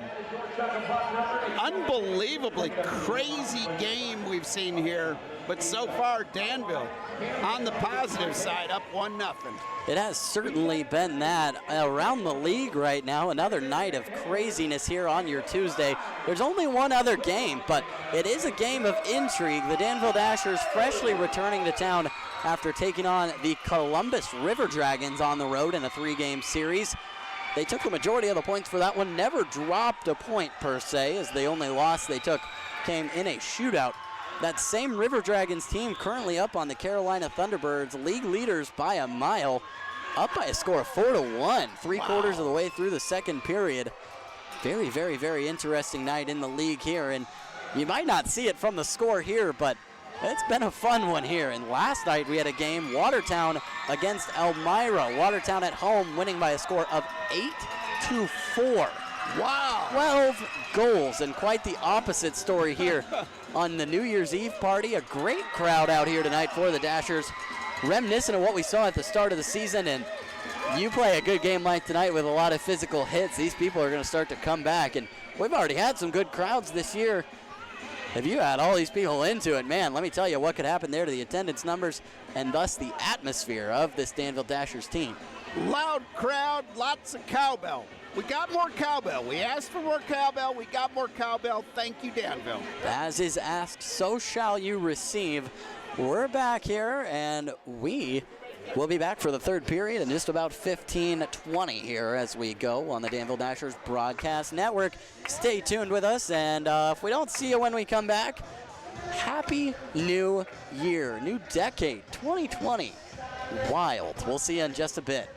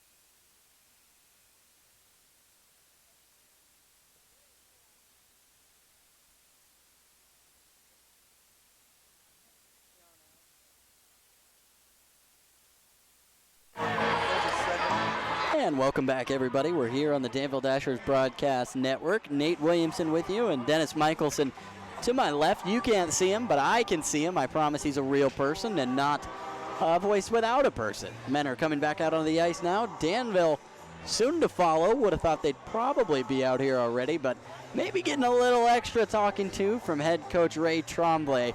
Dennis, this has been crazy to say the least. You got 2 players ejected, several penalties, but very few goals. Now, going into the third period, I don't even know what to ask. What are the thoughts coming out of this one?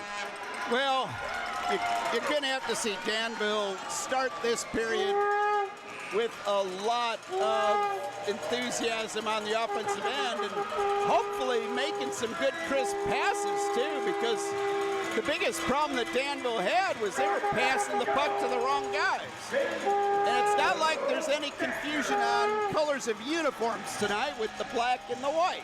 No, definitely not. But it was very sloppy play. They just threw away 7 minutes of power play, and not really too sure whether they're going to be down a player or two. Looking at the bench, I did not see Seth Ensor come back out of the locker room. And of course, Levi Armstrong already done for the night. At least I believe he should be done for the night. There he is, Seth Ensor on the bench there. Okay, good. That's good to see Seth. I didn't see him earlier. Now and Armstrong is in the penalty box. He is back out in the penalty box. He only got the 10-minute game misconduct. He did not get a game misconduct. So that was kind of a throw him out there to cool off sort of thing, I suppose, then, huh? Yeah, and it was kind of interesting because I saw Levi with his gear on between periods there when I went to go check on Seth Ensor. And, you know, at the time I was down there, they weren't sure if Seth was coming back or not. Well, he does indeed, so that's a good sign. We like to see both teams at full strength. Although men are not quite at full strength. Their leading point scorer thrown out of the game after a hit that drew blood. A physical game so far, a pretty chippy game, I would say, but still just 1-0 on the scoreboard here. Danville up heading into the third period. Seth Ensor probably gained a few stitches during the period. You would have to think so. 36 seconds left on the Serve Pro penalty kill here for the Dashers. Men are working the puck around pretty nicely here.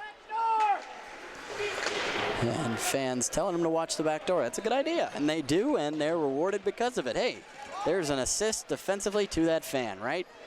We keep track of those, right? Whatever it takes around here, you know? Yeah, without a doubt. Pressure put on here. It could bite the Dashers. It does not. Some good. Nice defensive play there, Brad Denny. Good job by Brad Denny. Active stick and smart play to head that one off of the pass. That'll effectively kill the penalty kill here, as Fred Hine will remain in the box for those offsetting minors. Danville gonna have to fight to get this one back here.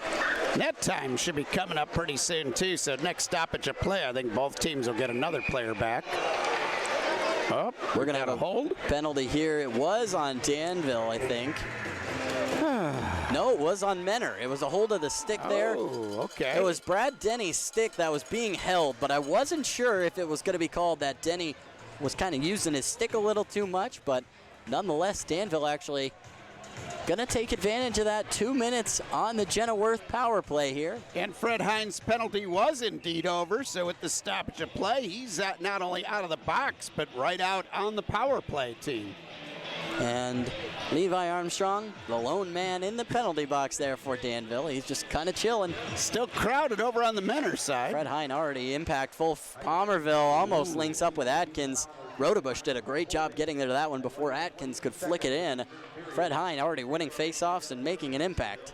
Great job by Atkins to get position, but Rodebush coming across the crease to make that one not click. Easy for me to say. Coming back now, Danville Bukal collects it behind here on the Jenna Worth power play. Bukal over to Hine. The bearded connection. Atkins browsing with a shot off the pad of Rodebush. That one's sky high for a souvenir. Yeah, the young fans are going to go home happy here. They can't figure out what row it ended up in. It's a scavenger hunt, a very, very early Easter egg hunt. That's what we're going to call it here. Mitch Atkins in the face-off circle here along with Blake Nada. Yeah, one ended up over in the cheap seats all the way by the wall. Atkins wins out, but only barely. It comes back to Bukal. Bukal, a shot from the point. Rebound is loose. Oh, so down close. To the right side there of Rodebush. Kept in, almost kept in by Palmerville. Instead, it comes back to Bukal, not going too much further than it already was. Bukal to Palmerville. Browson had a really good chance there, but just came up empty. And it's Browson on the puck now. Instead, elects to let Bukal take that one. Browson comes back along the boards. Atkins and Browson, a little bit of a miscommunication there, but Browson backpedals it to Hine. Hine carries it across. Hine with a sleeping shot there. Rodebush covers it up nicely. Hine is getting hit with a stick there behind the action. Very impressive breakaway there by Fred and Linda's kid. Fred Hine making a great play. Fred is a Fred Jr.?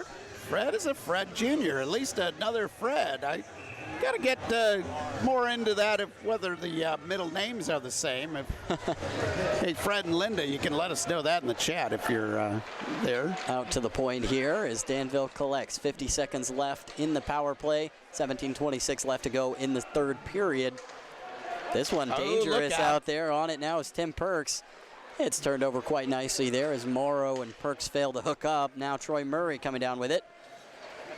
Murray's got it. He goes to Turner.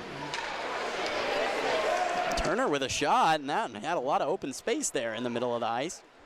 Not something you see a whole lot. Now coming the other way with it, Alexander Morrow. Morrow drops it to Perks, pays the price. Perks in front of the goal. Probably could have had something there. He got tied up a little bit on a stick. Danville's got numbers if they hurry. Slade does nicely to get past one, but is upended by two. Oh, just ekes out past Brad Denny. He's going to have to recollect. That'll be it for the penalty. The end of the Jenna Worth power play here. Our power play and penalty kill sponsors getting their money's worth tonight, that's for sure. Coming back, Conway. Conway over there, open there for Fowler, but a nice stick by Ben Bukal upsets the plot there. That one hit the Carl Medical sign, which is the highest banner in the arena. Seen some high pucks so far this year. Might have to make a compilation. Coming back around with it now.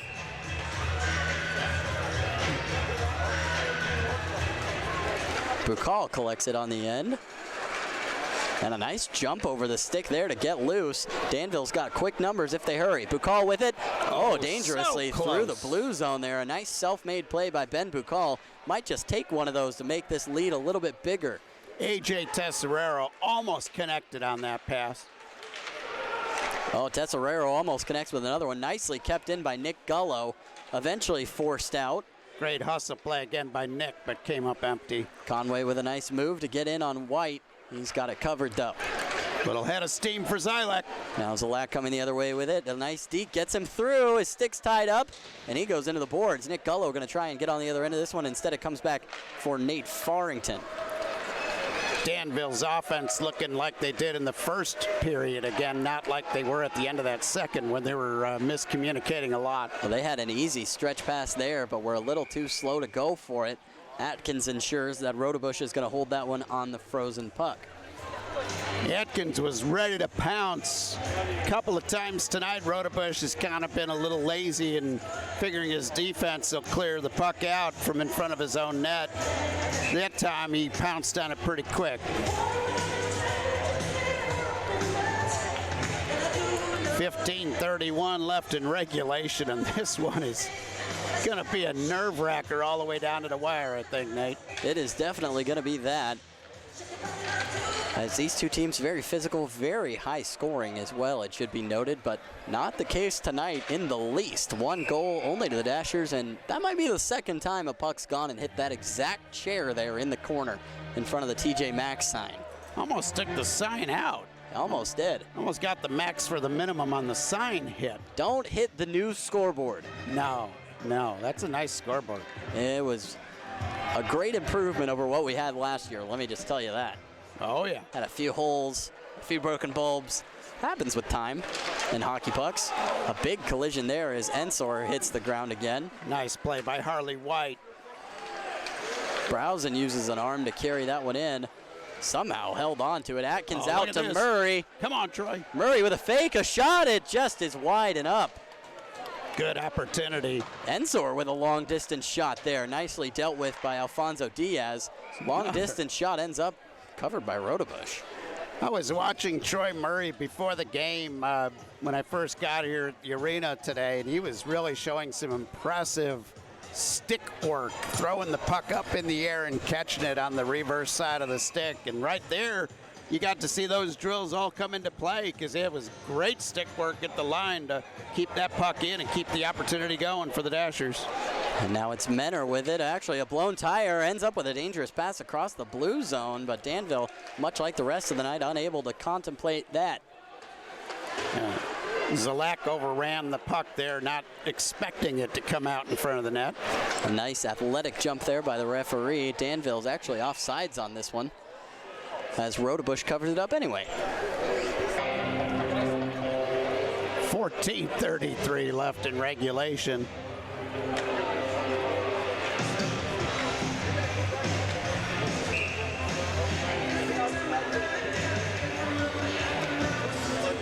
Slade on it now, opposite of Tim Perks. Perks taking over a little bit of face-off duty here.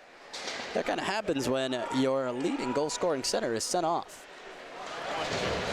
Slade almost keeps a hold of that one. A nice play there by number 21, Yuri Pastuka. Conway is just lingering up by the blue line, waiting for a pass.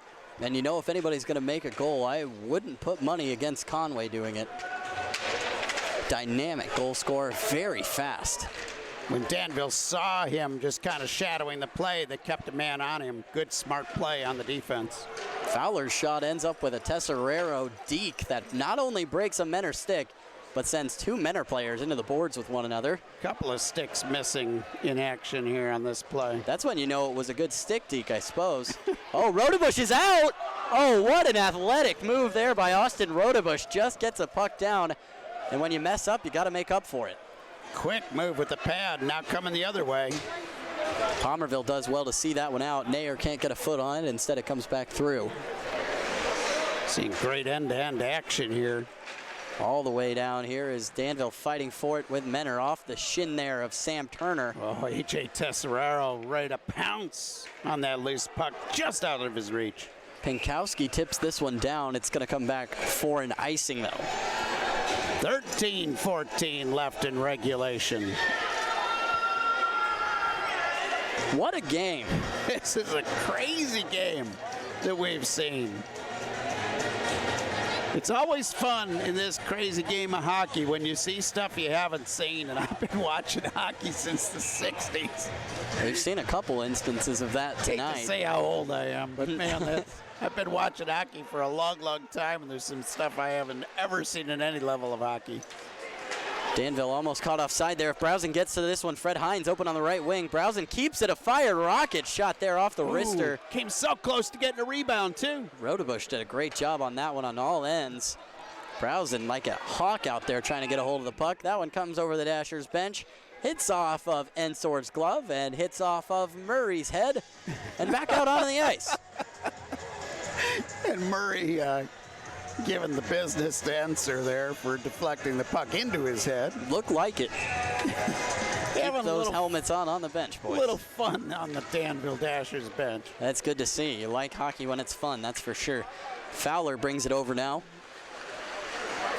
And he's going to get this one all the way around to Berger. Berger actually throws one on there. Had a chance, did Isaiah Crawford.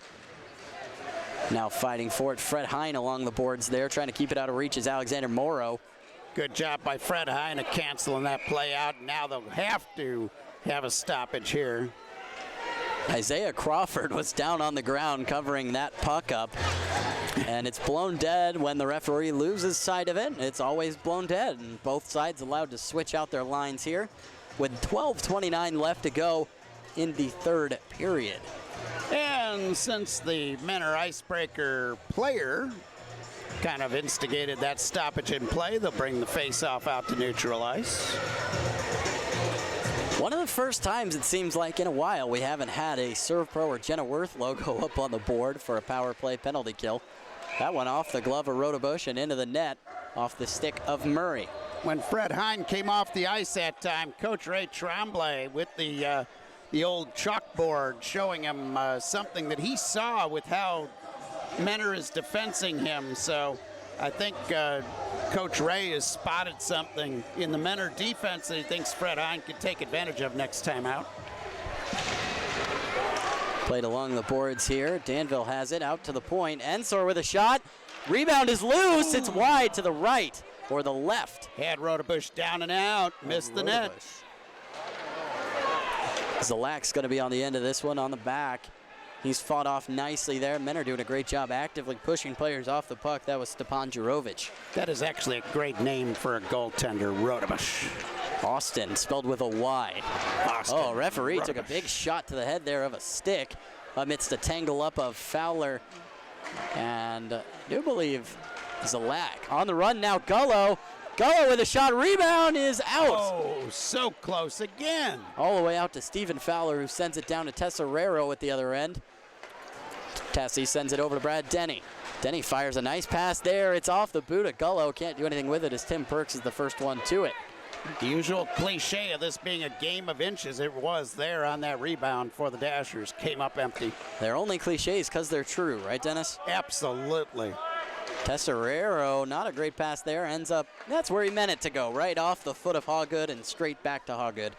Coming back now, it's Daniliuk with it. And in addition to the worst Harry Carey imitation in sports, I also overuse cliches with the best of them. I thought that was the Harry Carey impersonation. Holy cow! Jesse Nayer coming back down, he's got a man to his right, he finds him, open net, goal! Stuffed it home! Tesserero with his... That was about as lucky as you could get in terms of goal scoring right there. And with 10:47 left on the clock, the Dashers have one of the most dangerous leads in hockey, a 2-0 lead here late in this game. Nayer getting the crowd fired up as the Dashers find a goal through that line. Tesserero ends up on the other end of it. Coach Ray Tremblay gives him a head nod, right place, right time, right goal. First shot was awesome, rebound was stout, and then A.J. Tesserero with the goalie down and out just tucked it home for the score. 10:47 left to go here in the third period. Danville wins the faceoff. What a momentum shift that is, putting in rebound after rebound. Rodebush did all he could. By all means, has had a great game tonight other than a couple little slips.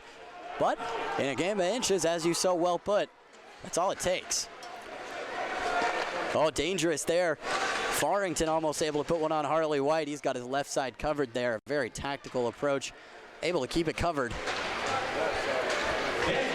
A fight in the boards. 10:16 left to go in the third period. Nobody really winning by killing clock here. Oh, Pinkerton swallowed up by White. Great job by Harley White again. Not giving up the rebound in front of the net, and now we got more shenanigans going on. Nigel Slade get a little glove action to the head again. Alexander Morrow, Nigel Slade getting tied up. I think it's safe to say those two guys don't have any really good feelings about one another. And now we've got quite a scrum in front of the bench. Brad Denny wants it. Justin Browsen's trying to talk him out of it. It's a good choice. That's a captain for you right there, a 2-0 lead. Yeah, Can't afford any of your best defensemen going to the box. Now, this is a time when you don't need it, and it looks like there is a Menor icebreaker going to the box, though. That is Alexander Morrow going to the box. Quite often when you have a 1-0 hockey game, right around 10 minutes to go in the third period, that first team to score usually sets the tempo on who's going to win it. And Danville coming up with the score, and now we'll go on the power play after the media timeout. Morrow We're taking not. the media timeout here? No, it doesn't look like it. It looks like they're trying to assess who the penalty was on. Morrow back on his bench. Oh, no wait a minute. one in the penalty box. Slade is in the penalty box for the Dashers. It's actually going to go against the Dashers. That is a very interesting call there. Also, Levi Armstrong is still in the penalty box. Surely only like 9 seconds left on that one.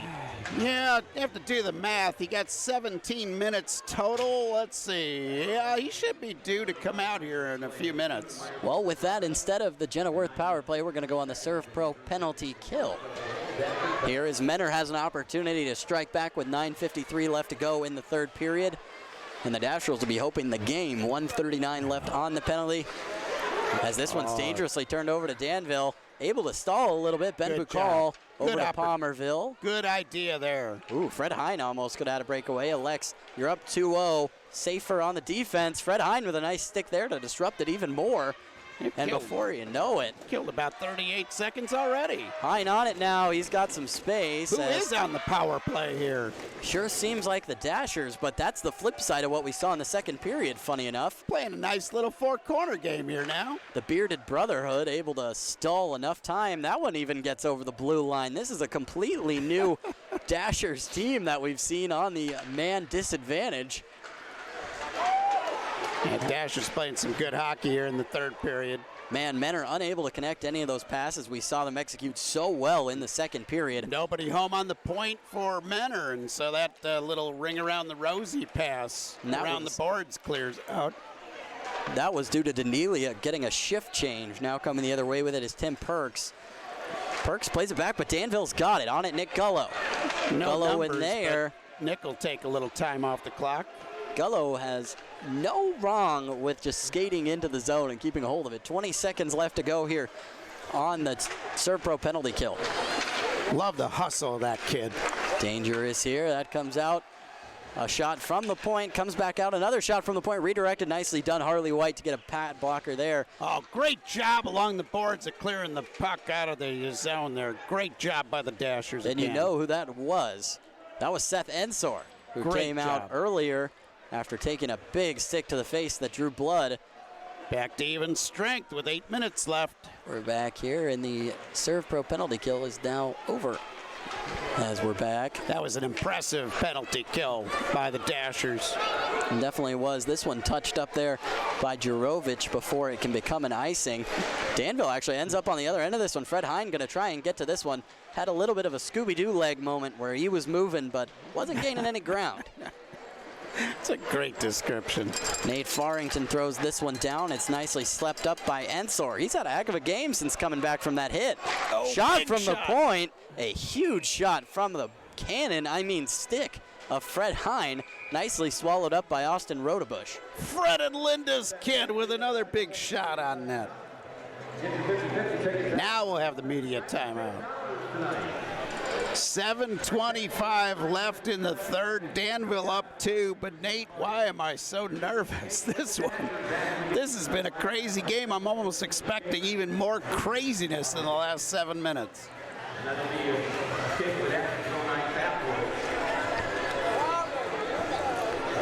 Coach Ray Tremblay doing a great job meeting with the boys and kind of letting them know what he sees out there. Has to be very impressed with that last penalty kill by his boys, though. 50-50 announced here at the David S. Palmer Arena. We'll be back on Friday night for another game. I do believe that is 70s night. It's Rabbittown/70s night, so you can visit Rabbittown on Main Street, get your discounted tickets, and then show us your best 70s look that night and win some prizes. Well, I'm not able to win prizes, but I will have a great 70s outfit prepared for us. I'm going to have to look into that. That's Friday, huh? I got time. You got time. That's a couple days. Holiday. A big shot there. Rodebush nicely done to scoop it up. Instead, it's thrown back out to Brad Denny. Coming back the other way with it. Menor now threatening. That's Berger on it now. He's kind of tripped up a little bit. Almost had a nice opportunity there. Instead, it's going to come all the way back down for Keenan. I don't think my disco suit with the ruffled purple accents fits anymore, though, Nate. Oh, get it altered. You got time. Might have to get the gold chains out, though. Danville coming down the right wing here. A shot fired on Rodebush. He pads that one away pretty effortlessly. And like I said, Rodebush, maybe with a little bit more help from the offense, and we're looking at this game in a completely different light. He's done a good job with the shots that he's faced so far. Well, he's had a couple of times where, pardon the old hockey cliche, but he literally stood on his head earlier in the game to make a big stop, going side by side. And it's been a very impressive game for both netminders tonight. How cool would it be for the backup goaltender of the Dashers to come up with a shutout tonight? That would be outstanding. Now I've just jinxed it. I was going to say, I almost stopped you halfway, but I am unbiased here, so I have no feelings whether we see a shutout or not. Let's rewind that. I'm as biased as they get. We'll see. Hate to say it. Coming back behind the net here, Brad Denny over to, that's Justin Browsen out there actually. Thought it was Nigel Slade, instead Browsen on it. Now Farrington's going to come the other way with it. Farrington's got a 1-on-3, but does a nice job there. Takes the hit, gets the pass out. Conway with a shot. That was a rocket too. Off the glove and mask of White and into the net. That was a crazy angle for that shot. And those are sometimes the dangerous ones because the goaltender's thinking he's going to make a pass and all of a sudden quickly fires that shot. We're down to 6:21 to survive now, still with that 2-goal lead for Danville. Danville almost wins out on that one, but men are able to get it in the end. It's fired in front of White, dealt with nicely by Alex Palmerville. Fowler on it now, Bukal fighting for it. Bukal gets it. Back behind the net, a little 1-2, and comes back around. He's looking for help, not finding much. Men are really putting the pressure on here. A foot pass there by Zalak, and that one's probably going to come back for an icing. It's touched up beforehand, though, by Daniliuk. Daniliuk along the boards.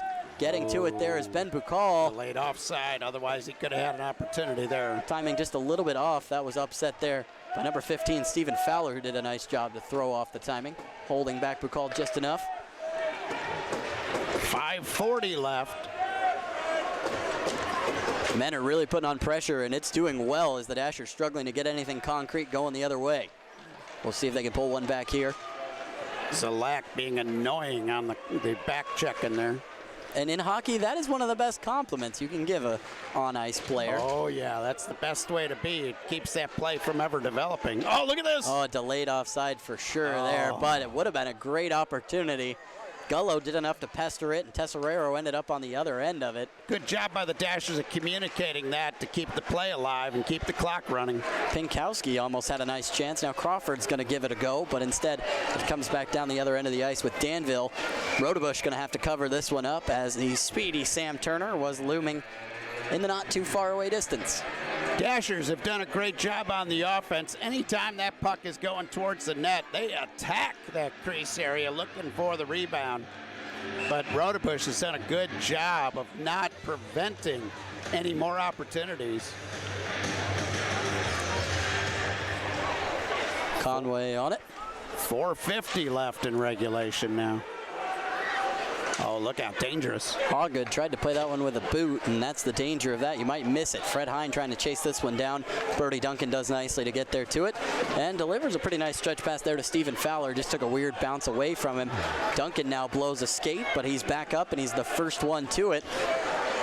As he slings that one up, it's only going to get as far as Hawgood. Hawgood throws that one down around the boards. Big hit behind the play. Dashers had to touch up. Brad Denny on it now. Denny fires another rab slopper down on the side. He's happy to get a change of fresh legs on the ice for the Dashers. Up 2 with 4:10 to go. Behind the net now, Brody Duncan. Oh, great job of reading that play. Mitch Atkins ended up with it for a second there, as you said. Fred Hine throws this one down to Rodebush. Not going to hold this one as he sends it back out. And eventually it ends up with Tim Perks. Perks has a chance here. Conway held up. Harley White, maybe dangerously able to play that one out, but it works out in the end. Palmerville takes a hit, but gets the puck out of the zone all the way down to Rodebush. Yeah, that ate some time off the clock, but sure did raise the blood pressure of the Dashers fans. 3:40 left to go here in the second period. This one brought up and played down onto the right side of the ice down there by Rodebush. Zalak playing a little bit of catch-up here against Daniliuk. Dashers making sure they have 3 guys back here on every play to prevent Menor from getting those odd man breaks. And hey, look who's coming out of the penalty box. Long time no see, Levi Armstrong, as he got a fair amount of penalty time for that incident, let's call it that, in the last period. But well received by his coach, well received by his teammates. I'd say it was worth it. He had time to get all his thank you notes from Christmas done, too. Definitely did. Somebody get this man a pen and paper. Berger plays this one down. Conway's going to have a chance if he can find it. He does. Played hard into the boards there by Ben Bukal. Although I do think Levi may have gotten on Santa's naughty list early for 2020. You think? I think so. It doesn't carry over. It's not midnight yet, right? Although if he's a Dashers, if Santa's a Dashers fan, and I got every reason to believe, that might have put him on the nice list. There's no telling for sure. This one played dangerously across to Nair, who fires one on. The rebound was trying to touch up with Sam Turner. Rodebush does a nice job at getting down to it, though. Now coming the other way is Menor with 3 guys back. Danville is able to counter that. Berger played into the boards by Browse, and the Dashers electing to play a little bit more defensive here with 2:35 left to go in the third period.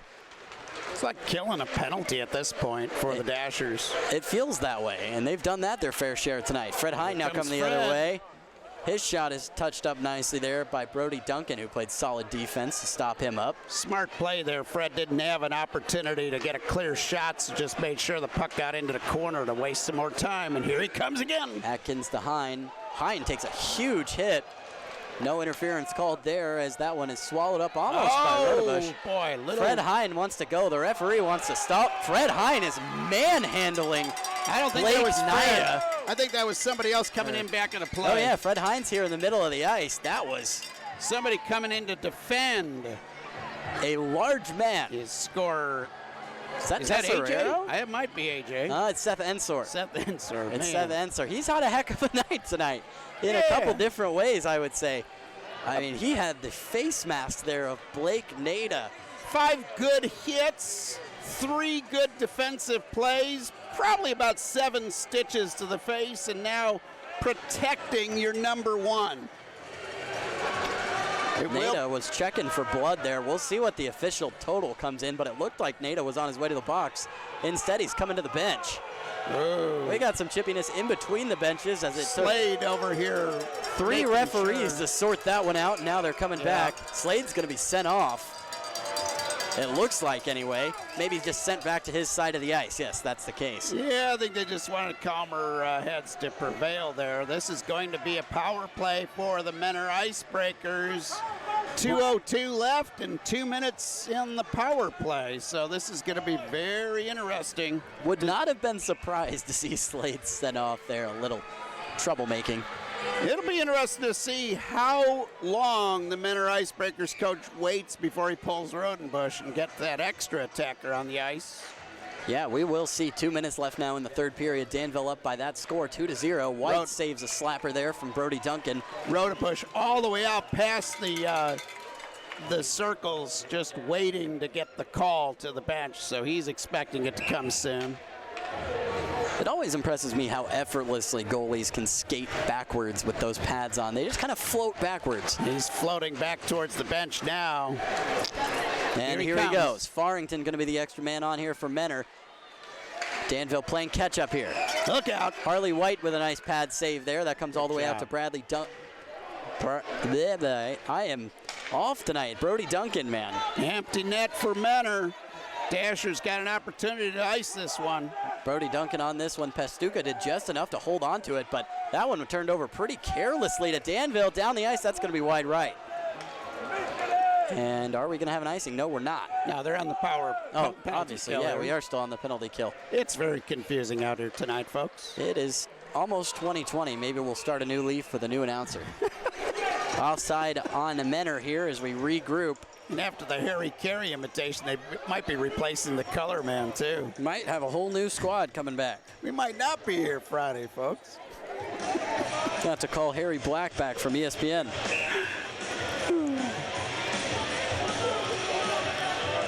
And Menor will mind the nets here with the face-off in neutral ice.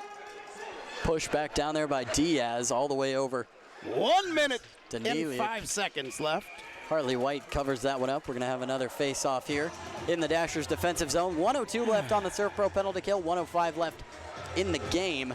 And with just 1:05 and the face-off to the right of Harley, they will empty the net again. It's 6-on-4 here.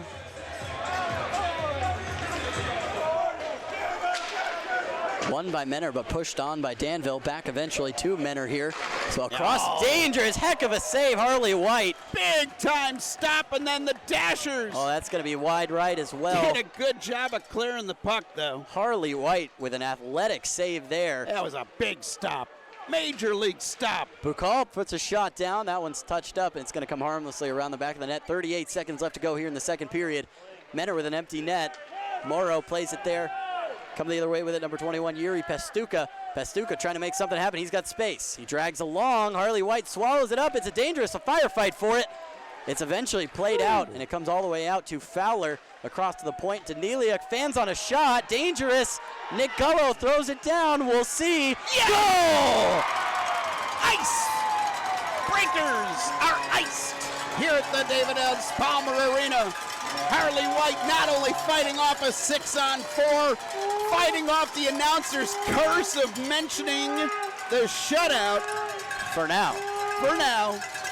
But now with just 15.8 seconds left and only 13 seconds on the power play, I think this one is out of reach. 3-0 here. The Danville Dashers on top of the Menor Icebreakers in a physical, chippy, very, very fun game tonight. That one thrown down there is 12 seconds left on the clock, 8 seconds left in the penalty kill.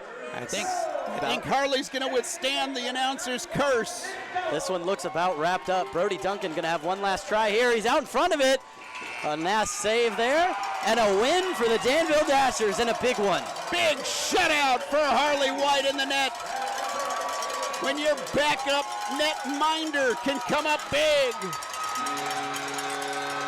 You know you got a team that's playing good hockey, except for about that 6-minute segment of the second period. Danville owned this game from start to finish, and they come up with the big W to send the fans home happy with their New Year's Eve celebration in hand. Levi Armstrong still getting a couple words in there with his very good friends from the Menor Icebreakers, we can only assume.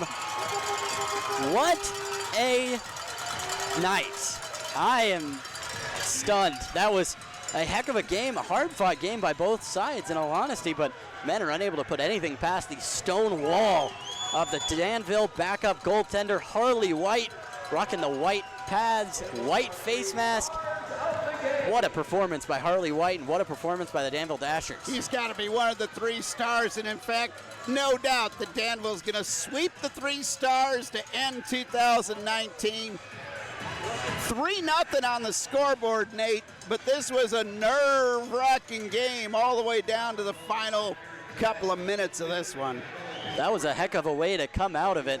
We had a lot of penalty time in this game, but all the goals were at even strength, all scored by the Danville Dashers. That's crazy. You know, this is weird. I think we jinxed Fred last week. Fred kept off the scoreboard, but definitely making a huge impact. It's kind of like one of those guys. You see Chase Young in college football. He pulls 3 blockers on the side. So too does Fred Hine pull defenders to the side of the ice. And a tip of the cap here to Brody Duncan. Brody Duncan had a good game tonight on the defensive end at keeping the Dashers at bay. But out of 40 shots, the Dashers score 3. And when you score 3, you got a good chance to win. Absolutely fantastic finish to this one. And the Danville Dashers had to withstand the end of that second period, but came out taking it to the Icebreakers. And look at that, Harley White, one of your top 3 stars. That's number 3 star for him? Come on, a shutout. Give him at least the number 2 star. Yeah, I have no debate against that, but Tesserero going to be the second star here. And first star is going to be Jesse Nair with a goal and assist, 2 points overall. He got it going with that crazy little goal where he chipped it in from the side. Shoved it right through. Shades of Daniel Martin, actually, wearing that 91 last season. Martin now with the Carolina Thunderbirds, but I would say Nair, you're pretty happy with how he played tonight, that's for sure. Speaking of Carolina, how did that game end up tonight? The Carolina game, we'll get a final score here. 5-4, it looks like it was or is the score. We'll see if it's over. It is, or no, they are heading into the third period, and it is 5-4 Columbus. Oh boy, that'll be a nail biter down to the wire. That's going to be a fun one to watch. You got to think probably a decent amount of fans tuning into that one over there. Well, Harley White, the main story of focus here as we head into the new year, 2020. What a goal-stopping duo do these Danville Dashers have in Jesse Gordichuk and Harley White. What a difference a year makes. Last year, not getting any good play in the nets all season long for the Danville Dashers. This year, 2 guys that Coach Ray Tremblay could count on to make the big stops and usually not give up many rebounds either. Great job between the pipes for Jesse White. Well, we end up with 40 shots on goal for Danville, just 23 for Menor. A lot of penalties on the night. I'm not even going to try and do the math with that one. But a win for Coach Ray Tremblay and the Danville Dashers against Eastern Conference rivals Menor Icebreakers. What a fun game that was tonight. And if that's any shade of what we're going to see on Saturday, I think we're in for a treat between the 2 third-place teams in each conference. I think the goaltenders union here in the Federal Prospects Hockey League needs to complain, though, because you get a shutout, you deserve at least a number 1 or number 2 star. I feel sorry for the guys in the pipes because they worked hard tonight, but a great game for Jesse White. I was so impressed because he just didn't give up any cheap rebounds all night long and made some big stops. Menor had some time during this game where they were just pouring it on offensively, and then Dashers kind of a little sloppy at times on defense. But Jesse came up big, and then in that third period, Danville came out hungry, and they played a solid third period from start to finish and put this one away. They certainly did that, and we'll be back on Friday, excuse me. I'm pushing myself too far back here. Friday night against the Menor Icebreakers right here at the David S. Palmer Arena, 7:05 Eastern, or Central, 8:05 Eastern, a late night for you on the Eastern Seaboard. But for now, we're going to bid you adieu. Happy New Year from everybody here at the Danville Dashers. May 2020 be your winningest year, and may it be the Dashers' winningest year too. You know, I'd like to see that. We'll see how it all plays out. We'll see you back on Friday.